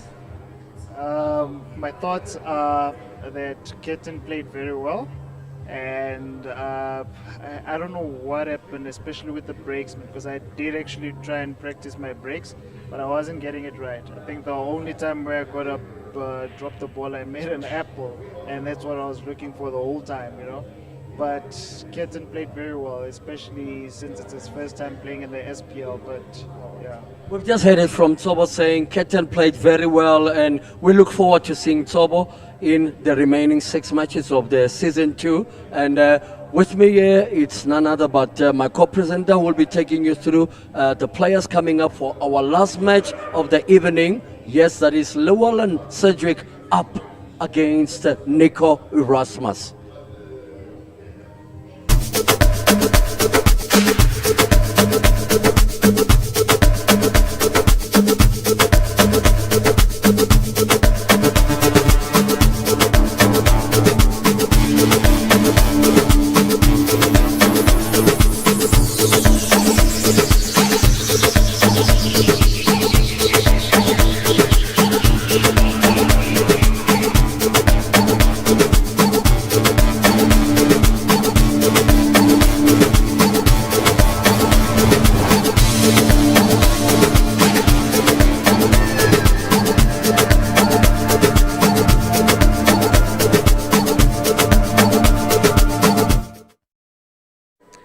Standing with me, I have none other than Luwellyn Cedric, who hails from the Western Cape, now part of Gauteng.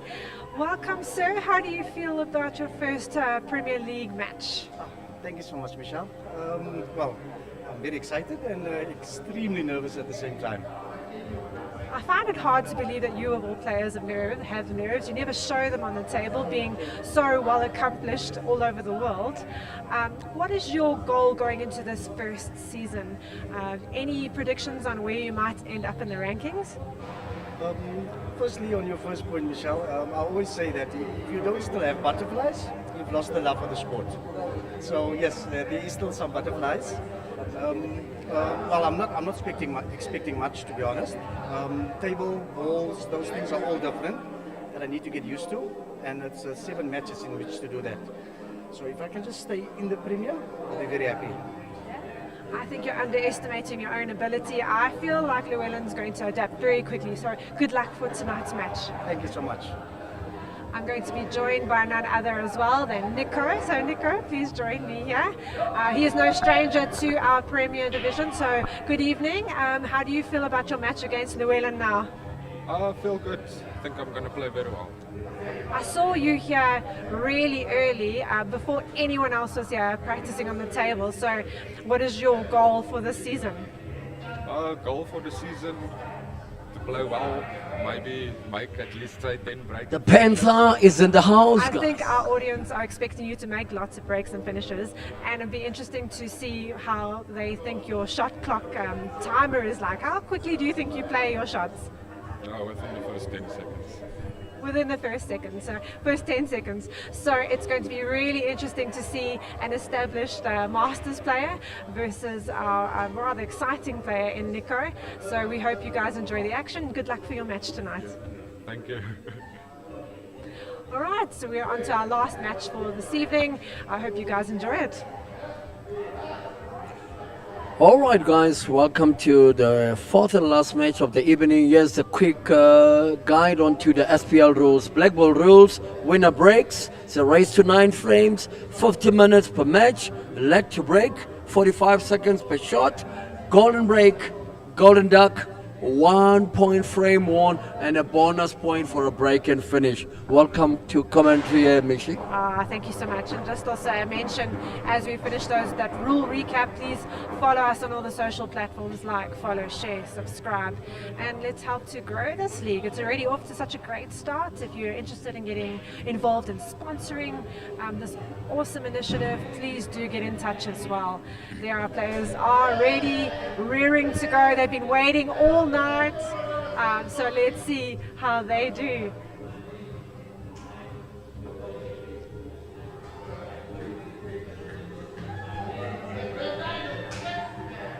All right. We've seen now another one of the new boys in the Premier League in the form of Luwellyn Cedric, clad in his trademark glove, up against Niko Erasmus. And one thing I seem to like about this match here, is these two players are guaranteed to go at each other. They don't hold back. Absolutely. They're both, Niko is one of the most creative players in the game, and he's not nicknamed Fearless for no reason. I think Luwellyn's a little bit more calculated in how he goes about a finish, but he also, he's not one to back away from a challenge. He's not one to back away from any finish on the table. So I look forward to seeing how he does tonight as well. Maybe, Prince, can you just guide us through some of Niko's achievements? All right, Niko Erasmus in season 1, he was ranked 3rd in the lock, won season 1 finals night and took home 12,000 rand. The only player to beat Lucas in season 1, that is Niko. He's nicknamed Fearless, aged 32, from Krugersdorp, and he's a senior technician. Taking you through some of his accolades here, Michi. The man has been a double South African under 18 and under 23 black ball champion. He's a former South African men's black ball individual runner-up. He's been a runner-up at the under-23 Black Ball World Championships. If I'm not mistaken, I think that was the World Championships that took place in Scotland. That's correct, many years ago now, yes. So, an amazing talent as well, from the time he was a teenager. If we go through some of Luwellyn's statistics, he was top of Division 1 in Season 1. He's a very aggressive player as well. And he's saying that we must expect, from his notes, we must he looked a lot much better, with where he was previously, to be able to play a passing shot past that. Yeah, so it forced him to try and create something out of very little. Yes. So Luwellyn with a good opportunity here to take an early lead, and as he goes about navigating the table, he hails from Cape Town. He is aged 46, not quite in our master's category yet. He's a business development manager for Print It, and it's not just in pool, funny enough. He has various accolades. He's got senior single championship runner-up, national team pro colours. He's ranked number 4 at the World Championships. He's also, in terms of Hable, an Arnold Classic Hable champion, and he has an artistic pool world ranking of number 16 back in 2023. Yeah, and he's a good cueist, that is Luwellyn. Absolutely. He's also has provincial colours in chess as well as action cricket, so a man of many talents as well. And just for giggles, he attended you might have to resort to snookery here, in order to annex this first frame. And Luwellyn is got a very keen sense of humour, and we can expect to see lots of antics from him on the table as well, lots of interaction with his fans. He's already been quite active on Facebook with regard to tonight's match. He was my roommate at the World Championships in Bridlington, Very disciplined player. He is, and he has a great sense of humour, but he still takes everything very, very seriously. Yes. Now, and a good deal of humility as well. With an opportunity now to break his duck here and register his opening frame. As you say, open his account. Yeah, open his account. Look at where he left himself. Yeah, I think he's still fine. a bit on of that an little red. uncanny ball selection there.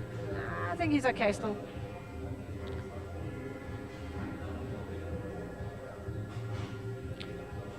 Wow. Yeah, he's going to make sure of that last red. Let's see how he goes about it. The man nicknamed goes the Panther. Into the, yes, absolutely. Obviously goes into that left-hand center.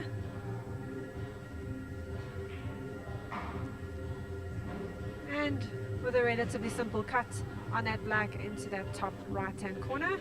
And with less than 4 minutes on the clock, he's now got one frame to his name. Yes, there goes the Panther taking his first frame here in season 2 of the SPL. Let's have a look at how he went about the finish there. 2 balls to go. Yeah, he kept it relatively simple for himself. What a finish there by the man himself. I think he's also making sure that he's allowing himself a fair degree or margin of error. Not aiming for absolute perfection, he's just committing to a general area where he can lead his white. He's choosing the balls well. Let's see if he can do a golden break with that second ball break. Are we going to see a golden break? Look at that. Just an amount of fuel lacking in that black ball there. This promises, Mishi, to be... Yeah, quite an entertaining match, doesn't it? Yeah. So he's opting for reds. Less problem areas to develop there. While he attempts to make the layout a little bit better, we just also always have to mention and thank our sponsors. So our main sponsor is Sombani Group of Companies, and we also have the additional sponsors of Nukes Creative for the branding, Q Sport Africa Media and their production team, as well as the home of SPL, which is Billiard Cafe. Thank you to our sponsors. We deeply appreciate all your assistance. One good thing about this matchup here is you're going to find that 90% of the frames will be open They will be because fairly open. yes, they don't believe in holding back No, these not two at all. players over here. And I think even if they proclaim to have some nerves, I think they enjoy being on the TV table, both of them. They like showcasing their talents. This could turn out to be a brilliant shot. Yeah, well, it could. The last He red, needed a little bit more angle Yeah, you to need be able to, to yeah. get in a decent position. You can just see him measuring it up. Let's see.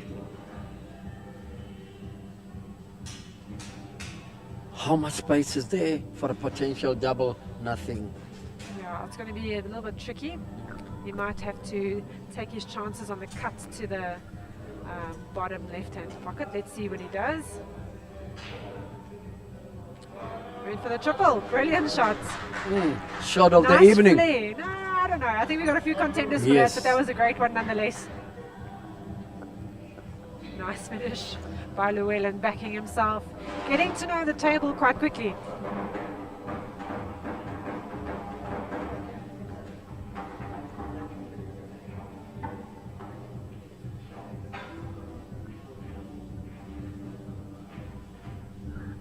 There is the man himself, you know. I think he's showing, just from that first opening finish, combination of the flair, the one to make killer break-in finishes, as well as his experience. How's the double kiss, huh? Yeah, I know. So that combination of experience and He wants to attacking go at nature. Niko. Yeah, Wants to go at him. He's definitely going to have a go at him. He wants that golden break too. Going towards the same pockets. Okay. Had the pace this time round. He's pumped up. Oh, That is yeah. Lou. See his break action here. Look at that. Keeping nice and still as Hmm. he plays through that white ball. Yeah, testing opening shot, yeah? I think so too. Yeah, It was always testing. yeah, like I I said, think a lot of players have misjudged those middle pockets just a bit, even the most talented of them. And now Niko just also sizing up how he's going to go about this finish. Niko, the man nicknamed Fearless. Let's go back into the socials, Michi, and get to hear what the people are saying about this last match of the evening. Okay, right, we'll give you a lowdown. Who's watching and where are you watching from? I'm Prince Barake, joined here by Michael Robbie, and we're excited to bring you this match. It's same as you. I'm excited that following this action here from the Cathedral of Pool in GP as well as in South Africa, that is Billiard Cafe. All right. They say Luwellyn will have no problem getting a head start. Davey saying that's a nice break. So Nerek saying the best part of the SPL was when Tobo said, I don't know what happened. I think Niko let Luwellyn off a little lightly and allowing him to like dig his heels into this match, but again landing a little awkwardly on that yellow.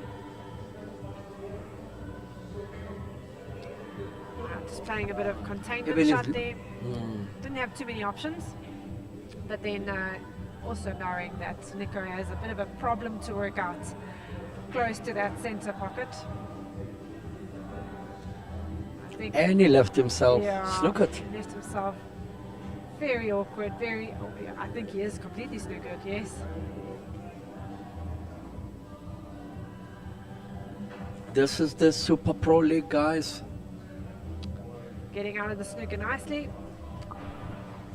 Leaving Luwellyn with a little bit of a tester in that long yellow pot.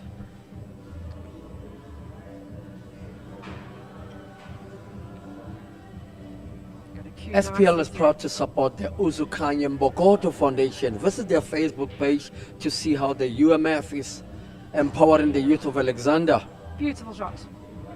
for a brighter future. What a shot that was, Michi. Yeah, beautiful, confident.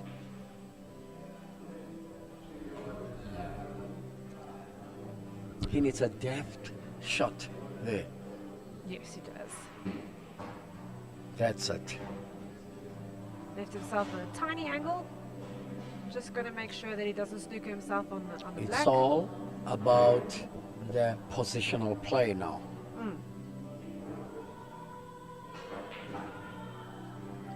He's choosing to avoid all What the a shot. traffic. Bring the white closer to the black to make the pot that much easier.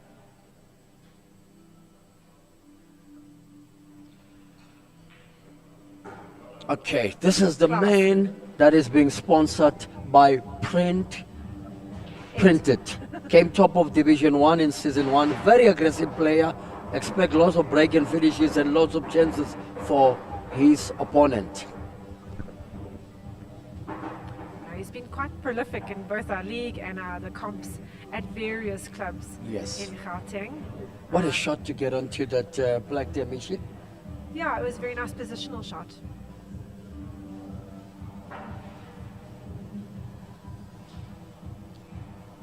Warning signs from Niko.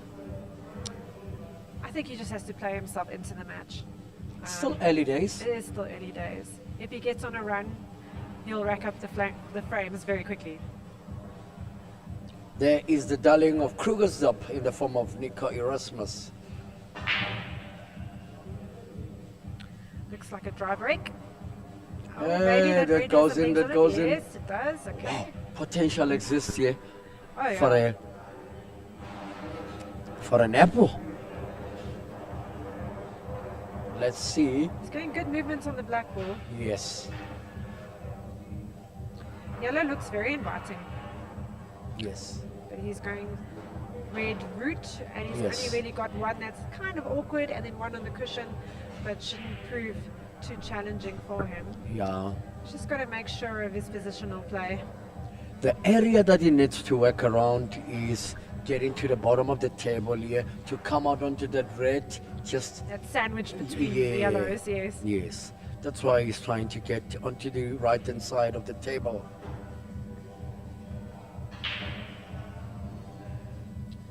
Unlucky end. Didn't land so nicely there.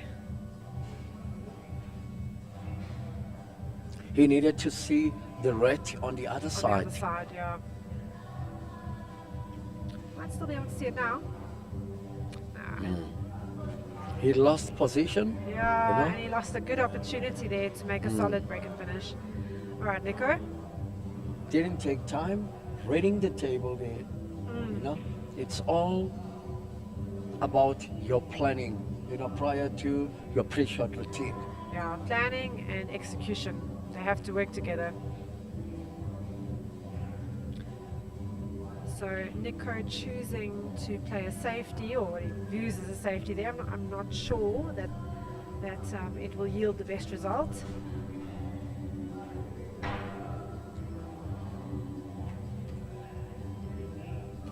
Let's get to And see. Lou returning the favor. So let's see how Niko is going to navigate these yellows. He's got a bit of a tester for his opening shot here. Very well played. Botting ability is brilliant. I've seen him play, he's going to develop that cluster of yellows there. I've seen him play 9-ball tournaments as well. And his ability to pot out of snookers, off cushions, insane. It's really good. So, such a talented curist in many different forms of the game. He's going to go for that yellow. Sometimes in Q sport, you need what they term a third eye. Where Niko was previously, he had an opportunity. You see the yellow that is sandwiched in between the three here, to play kiss off the one yellow that is down there. He did have an opportunity Yes. to do that. Now, he just Yeah. made life quite difficult Yeah, by He was right sorting there. out the other Yeah. side of the table. Yeah. he was in Harry Smith, you know, halfway between GP and KZN. Huh? Yeah, not having to play, what did you say last week? Taxi shots. Yes, you know, like and he had to drive back to Heidelberg. Yeah. A good analogy.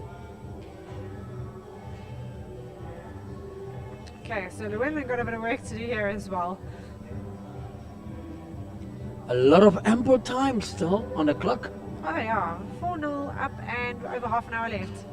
Might be the highest scoring match of the evening. Yeah, unluckily, Luwellyn doesn't have a shot on that red there by the cush. Yeah, he needed that shot for him. Yes, yes. Yeah. Now he's got to come up with something fairly creative and try and play combinations. So let's see, can he pull it off? Yes. Nice idea. Exciting moments here. I mean, the last one for tonight. Yeah. And this has been a brilliant, you know, round of fixtures up good to this opener, stage. Yeah, It's had all sorts of drama in it. yeah.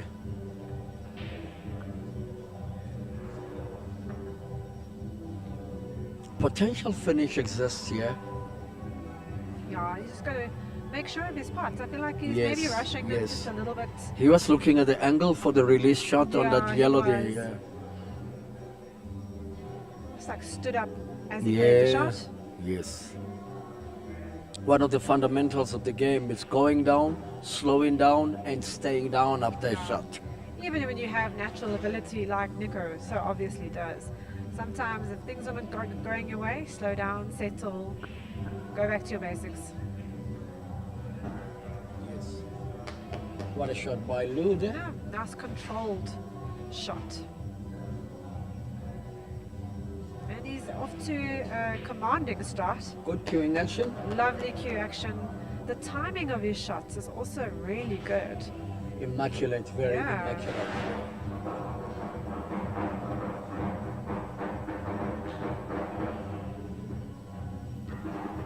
we Let's seeing look an at- early statement by Luwellyn in this league? Do you Yes, think he played a got slap point shot to there. prove? Yeah, brilliant.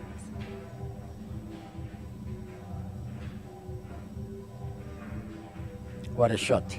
No, beautiful, confident cueing. Exactly what we want to see.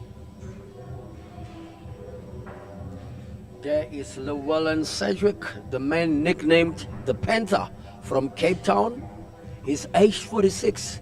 He's a business development manager for Printed. He's been a BSA Senior Singles Championship runner-up. He's been a BSA national team Protea Colors. He achieved that last year and he ended up ranked number 4 at the Worlds. Arnold Classic Hayball champion. Artistic Pool World ranking number 16 in 2023. Yeah, so quite a list of accolades there. Not just in Q sports, but also in other sports. Yes, he's attained provincial colors in chess, provincial colors in action cricket. He's attended the sarcasm, they should say, artistic world champs 2016 ranked number 1. Ha ha ha. That's him. That's a quite a long list. Yeah. And we're starting to see why he has such a long list by the quality of his play this evening. Yeah, he nets the yellow balls and what a shot. Was nicely What read. a Using the damn pace good of the shot. table and Yes. also like just timing the shots properly and having the right cue power as he goes through the shots. Yes. There's 2 balls here next to the red by the Yeah. black spot will be the key shots. Yeah, he's going to make sure that he lands perfectly. Otherwise, the finish looks more like a routine finish. But you Yeah. know, there's no such because you need to go down You still and need to play your deliver. shots, yes. Yeah, what a shot that is! Beautifully worked What out. a damn good shot that is! Squeezes through the gap there. He's got a tiny little angle. This is starting to look very, And a very natural clinical. top spin shot coming in the middle of the Going 2 through. balls there. Just Yes, nudged it, but he was fine. He can still use the angle. A soft containing shot, but in terms of his holding his white, he didn't want to run into that red by yes. queuing He didn't underneath want that, the yeah. ball. He was that also a could bit scared about Yeah. overrunning on I his felt cue like ball. Yeah. From this angle, it looked like it was inevitable that he was going to overrun. There is a man from Printed ZA, you know, and those are his sponsors, and the man is doing very well.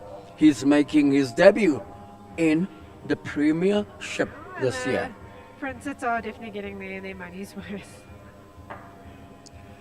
And we're looking forward to more continued sponsorships for the players. I mean, we still got quite a number of players that need sponsorships, you know, for their shirts, and this helps make it easy for the players to look good and also to enhance, you know, their performance. Yeah, it's always good to have someone that's backing you financially with like the outlay of certain costs. So yeah, please do also consider sponsoring our players. There are packages actually available for all the divisions, and it can be as simple as sponsoring the attire, Yes. a glove, shoes. Nice to get involved. And Mishi, a long. Oh, let's look at the replay first of how he went about on that finish, that break. Second ball, right? Now he's going to try and play a plant. Yes. Full It's ball all plant. looking like he needs to be able to play that long cannon to try and put the yellow ball. Oh, that did Just not work missing out. Yeah, but that was the That daring was shot. the shot, but Yeah. that was the shot. Okay, so Niko's chance to get some sort of hold in this match. That is Luwellyn Sedgwick, Printed, South Africa. Yeah, his sponsors. And with less than half an hour on the clock, we're already at 7 frames, 7-0, And or 7 points. if he has to take 2 more frames, it will be It'll be done. match set. Yeah, Yeah. set the match. So Niko having his work cut out for him. And Nikki was one of the first players to arrive at the venue today. It's tough, like when you're waiting for like 3 hours for your match. It's easy for your energy levels to sap or not to get distracted, but yes, you're waiting, and that time just like takes away from your potential, your rhythm. So I think the graveyard shift for the matches is probably the most difficult one to get through. I did notice that Luwellyn got here about an hour ago. He had some unmitigated practice on one of the tables close by, and he arrived looking very, very, very focused indeed. Niko's unfortunately been waiting here for a long time. Oh, look at that. Almost spotted it in the middle. Taking his chances.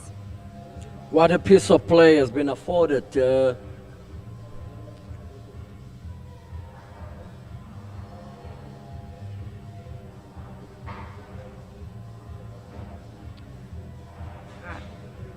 Are we likely to see Nikki finally take a frame here? Yeah, absolutely. He's just got to pick off these reds one by one.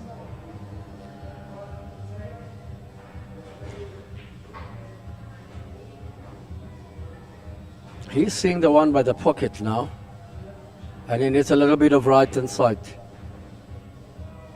Yeah, he won't be Good too shot. concerned. Yeah, he Good won't shot. be too concerned about the parts. He'll just bring the pot that in the center, bring the whites back around.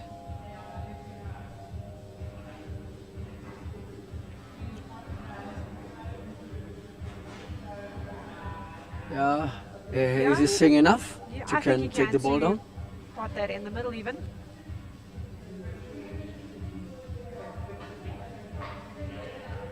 Where's the white? Oh no. Unlucky? Yes, okay, all right. Okay.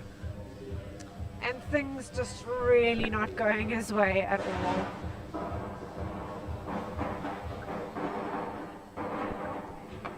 I'm sure Niko would have pictured a much better start to his campaign for season 2. All right, we're going to be having Rick with Mishi for the very first time in his broadcast here tonight, guys. Taking you through the next 5 or 10 minutes. Yeah. Thank you very much, Prince. Good evening, Rick. Is it Michelle?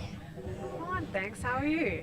Carrying on. Luwellyn all running his way. I don't know why there's a point there for Nikki. Did he win a frame? No, he enoughed on the black, so they need to fix that to, well, 8-0. They're busy doing it. There we go. There we go. All done. I say. Yo, things not going Nikki's way, eh? Well, I was going to say the opposite. Everything is going Luwellyn's way, isn't it? Yeah. The breaks. Different way of looking at it. Even yes. when Nikki finishes, Luwellyn wins. But class player, Luwellyn. If he's on, he's on. Classy. All right. He's really picking off the finishes on a new table for him, like really well. He's reading the class well. The pace he's using is really good as well. Absolutely. I put a comment on the YouTube link. He has been putting some time on the table because this cloth does seem to be a little bit quicker than the green tables on the outskirts of the club. And that's the confidence that he's... he's starting to play with a lot of aggression, a lot of confidence. Absolutely. I think he's loving being on TV. I think he's loving it. Well, I mean, I was saying to someone earlier, his first appearance on the SPL was as a referee. What another brilliant shot. Just seems to be going his way. But yeah, his first appearance on SPL was as a referee. A ref, yeah, a couple of months ago. Definitely looking like he's caught a bit of a zone there. Yeah, it's nothing better when you put in all the time and practice and effort and then it all comes together at the right time. Nikki obviously not feeling it at all tonight. Yeah, I don't think he would even thought this was a remotely possible scoreline for him in this match. It's rough when you're sitting in that chair and there's just nothing you can do. Yeah, it seems like the whole world is against you when it happens, and the luck just goes against you as well.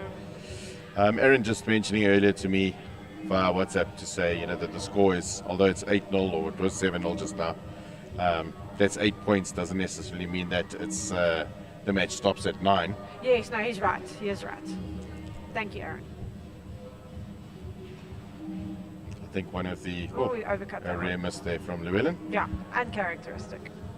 I think one of the things that we'll add onto the scoreboard for next week is frames 1 plus I bonus think that will points. make it easier for the viewer, absolutely for the viewers to understand.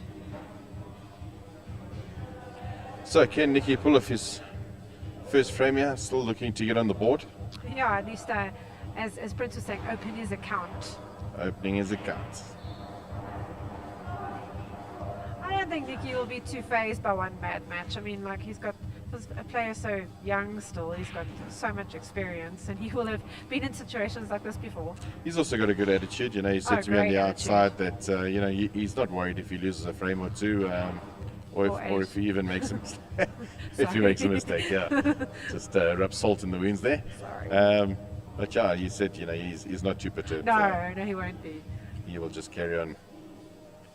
And he will carry on going for his shots. He doesn't like hold back, eh? But he's missing just weird pots. I almost feel like he's being he's just assuming that the pot is on without Yeah, giving sometimes you need to you sit back, due regroup. consideration to the basics behind it. The basics is what I was going to say. he's- You got to regroup, go back to the basics, take your time. I mean, he's so prolific as a, I want to say, brain builder, and he's so used to being able to play exhibit line shots all the time. Yeah. So it's easy to be surprised when you miss a few easy ones, I suppose. You know what's quite interesting is that there's still 20 minutes left on the. I know. It was on like the clock. 7-0, and it And- was like 30 minutes to go. Oh, it's come overrunning way it. too far. That's the cloth. I don't know if he can cut that in. He might have to go for the double. I think he's going to go for the double, top left.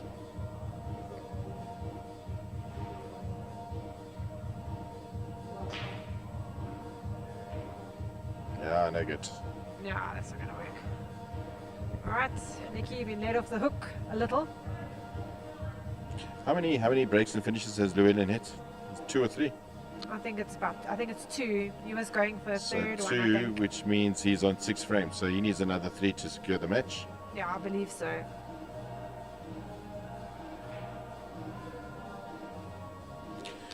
What's That little interesting pocket, is, in last season we saw, even though the score is 8-0, there's still 20 minutes left, and we saw it towards the latter stages of the round robin in season 1, is that it's never over till it's over.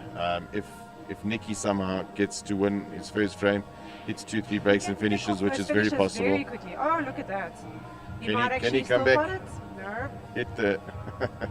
Sure. I think you're speaking now about coming back from such a big scoreline. I think Aaron was actually one of the guys that did that. He was 6-0 down, if I recall. Yeah, And he you're made right. some I can't remember who he played, but Yeah, it also eludes my memory, but he was the one that actually made quite an inspired comeback. Nicky going to go for the combination shot here. Double drop. I reckon he will. Perfect Well shot there done. from Nicky. Finally The crowd getting his quite- first point on the board. Quite elated to see him get that frame. It reminds me of a post I read about the Reyes Cup, where I think Fedor Gorst was up against one of the Filipino guys, 10-0, and this guy finally gets a frame, and the whole crowd erupted like he had just won the event. So it's always nice to see someone. It's never nice to see someone struggling. So when Yeah, they start to get a absolutely. frame. There was that one YouTube clip of the guy. It's one of the brothers, Koping Young, Oh, the Copignon. where it was winner breaks, and I think he hit 11 finishes in a row. Yes, that wasn't so long ago. It was maybe a year or 2 years ago. I mean, that was sick.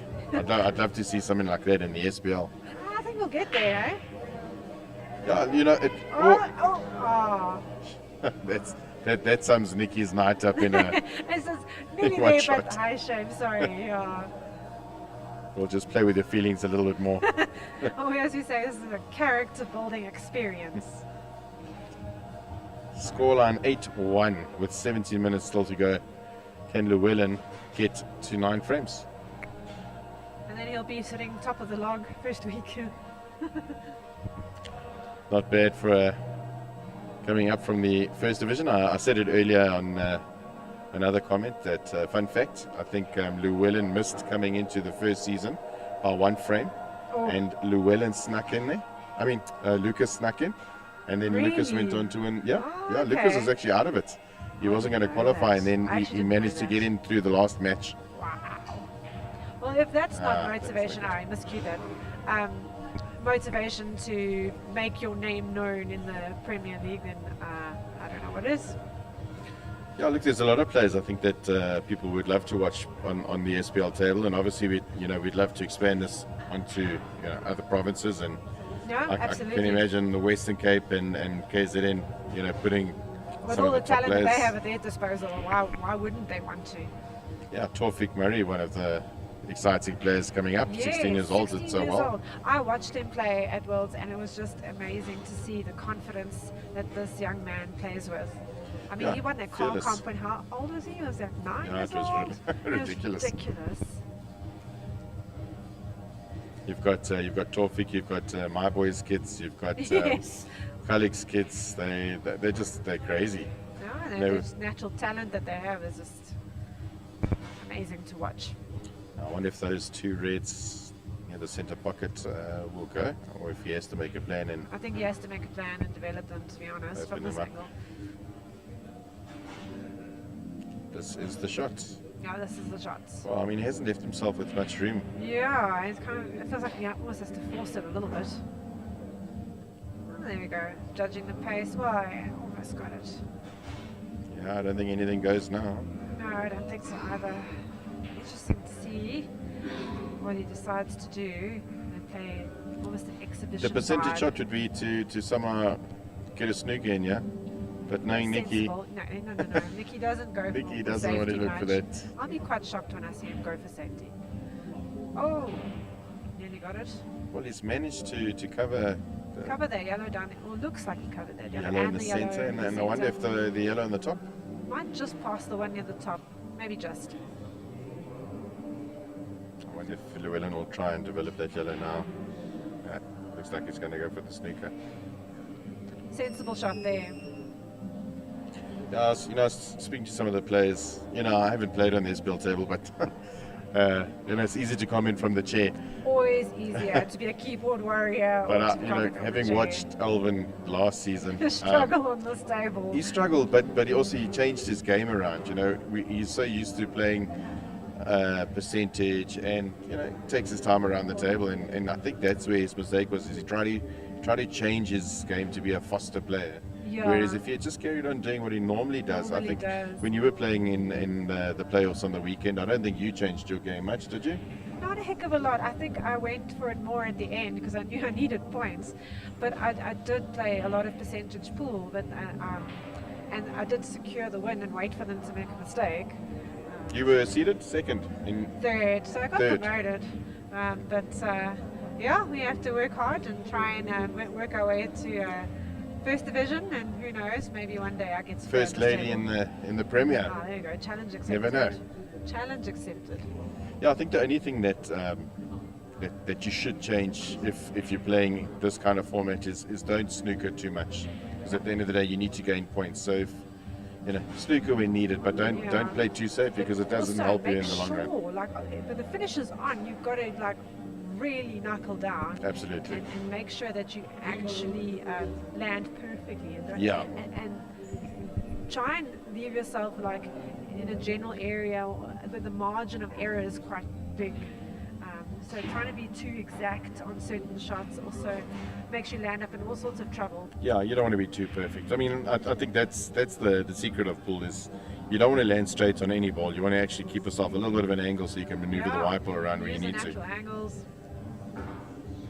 Oh, I think he's gone a little bit too far. A little bit too far. I was just going to say, like he's doing now, he did land a little bit He too can far. pot this, but definitely Might a will be lot. travelling, but that's not too much of an issue.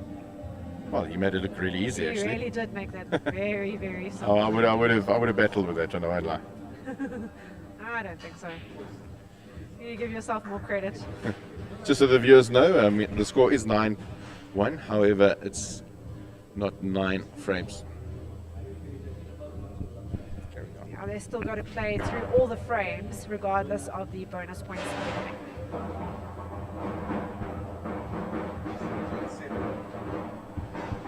So Luwellyn on 7 frames, he can still win 2 more. And in fact, if he breaks and finishes, he can up his points intake. So let's see if he can get one of those massive breaks in again. I think entertainment value, this has been probably the most entertaining matchup of the night. Absolutely.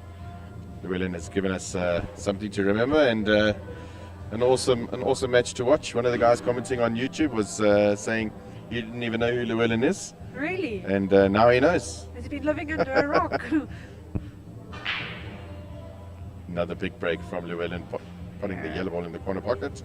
Oh, nice. Well, it's okay. Reds are fine. Are You've got open. one to Yeah. develop there. There's definitely a finish on here. Oh, yeah. As Muzifuzi would say, one good shot. Yes, one good shot. What a Yeah, perfect, nice little delicate shot there. perfect little touch there. He's I wonder reading the pace of the table really well. I think that red doesn't go anywhere, so I don't know if he's going to try and move the yellow out the way, or actually try and nudge it. he's going to have to nudge it quite a bit though. Yeah. That's what Did I it was thinking. nicely. You can put it in the opposite center. Yeah, and those yellows will stop too much movement and at the same time free the black up a little bit. I don't know if I'd be going for this shot, but let's see. Yeah, he's ended up missing the pot. You have to be very sure of that. I mean, it opened up the black beautifully, but now he's left everything else open.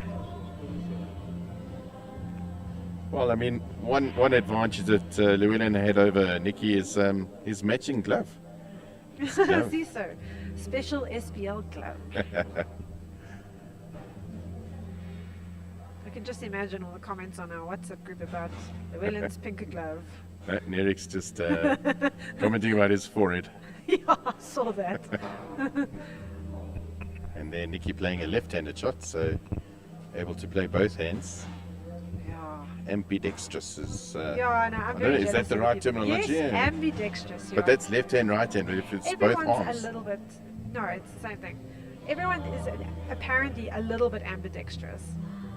But not obviously- everyone, Michelle, because not everyone's got 2 arms. Well, most people I meet have 2 arms. I don't even know which end to hold a cue if I try and play left-handed. I'm super jelly of people who can play like that. I mean, have you seen Pilani play one-handed? He's like super talented one-handed. Yeah, it's like, just likes to show off. You can see Luwellyn is just queuing Gonna punish absolutely Nikki well. now.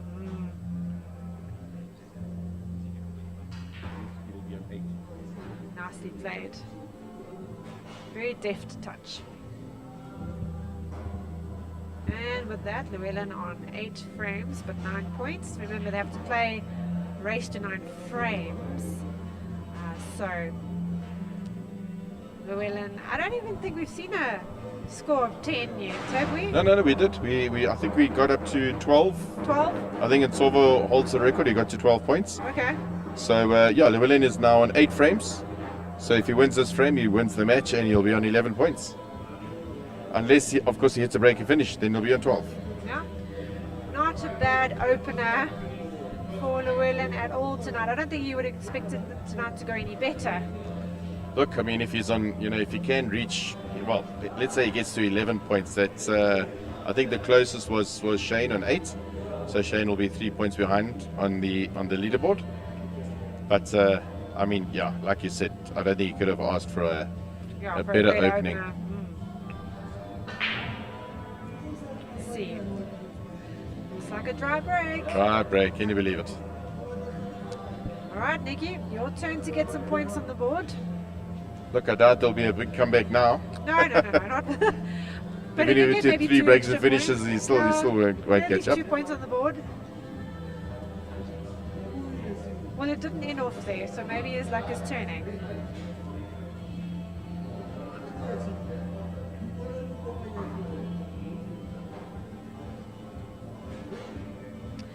Nikki is the youngest player in this Premier Division, I believe. Nikki and Sorval very similar age. They oh were wait, both. Sorval's only 30 and Sorval's the youngest. They were both. Nikki was the under 18 and under 23 champion in the same year. We're talking about 10 years ago or so. Yeah. And then and Sorval came and matched his record, I think, the following year. Yeah, no, Sorval's the youngest. He's 30 now. Oh, that centre pocket is just giving so many players issues. Centre pockets are tricky. Oh, Nikki looks like he's just given up. He's just going for it now. If I know Luwellyn, he will definitely be looking to secure this. He'll be like, okay, cool, Final I'll take frame. the point.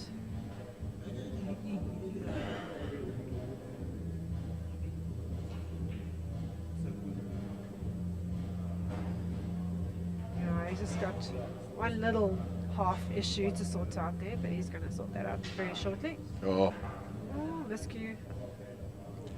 how many times I've seen him and Shane Pillay miscue. Oh, yeah. Not so much on the SPL table, but on the outer tables Oh, yeah. all the time. And they look at the tip like the tip did it's something wrong. But I mean, wrong. that tip is so hard. I think we all do that. Oh, Again, that's no centre good. pocket woes. Bit of a scrapey frame here in the It's a final bit- frame. Yeah. I say final frame, but I mean, we could end up seeing I don't another know. It could 2, be 3 the final frames. frame.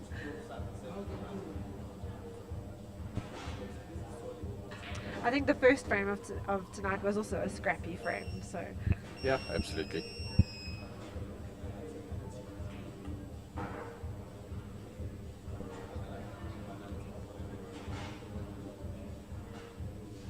Can Nikki sneak in 2, 3 frames? Not sure why he went that route, but I think because of the natural angle and the pace of the table made it a little bit simpler. no good from Nikki. No good. Let's see if Luwellyn can tie it up. I think Luwellyn will. Almost feels like their concentration levels are just wavering a little bit at this time of the night. Although both of them are probably used to playing until 2-3 in the morning. Yeah, absolutely. Especially here at Billy Cafe, we have some late tournaments. I know you've Yes. been a part of It's I like can 1 see the o'clock look in the morning. on your face at like 12 o'clock already. It's like, Yeah, and I'm still waiting for a final or something. And then I've got to get up at like 5 o'clock the next day. I feel your pain. I do school run in the morning as well, so I doesn't do matter what time school I. run, and then I have to like face 25 of them at a Okay, I time. don't have to do that. Thank goodness. I have sometimes the pleasure of dropping the kids off, going back home, and getting a quick nap before I go to work. Oh. Now you're just bragging.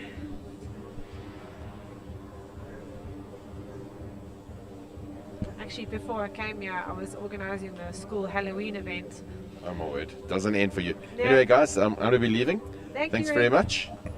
Thank you, Rixa, for holding the fort. Yeah, we are like 3.5 minutes to the end of this game. What an amount of points have been scored in this encounter by the marauding Luwellyn, the Panther. The Panther could not have hoped for a better opening to his campaign. Yes. And he has played well. He's produced some very good pool tonight.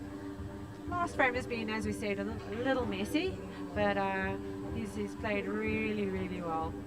And you can see he's enjoying himself on the table Yes. as well. He's Yes. definitely built for this arena, Yes, and he's about to extend his lead to 11 points yes. to 1, and with that conclude the The match. session, yeah. So the amount of points that is that brings us to the end of the commentary part of this, and what an evening this has been, Michelle. Absolutely. We're gonna get to hear from the players how they felt being there on the table. It's me. Luwellyn, rightfully so, enjoying that win. Good performance tonight.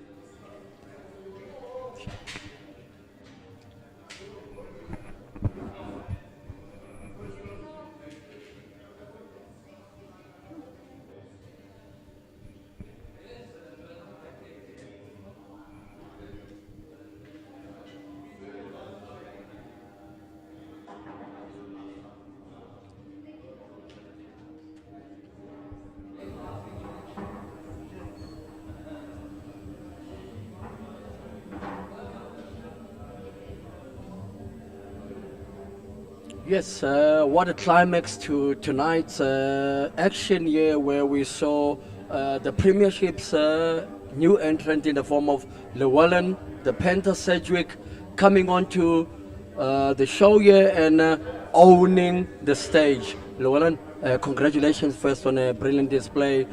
What was it like coming here and knowing that all eyes are on you? Hi, thank you so much, Prince.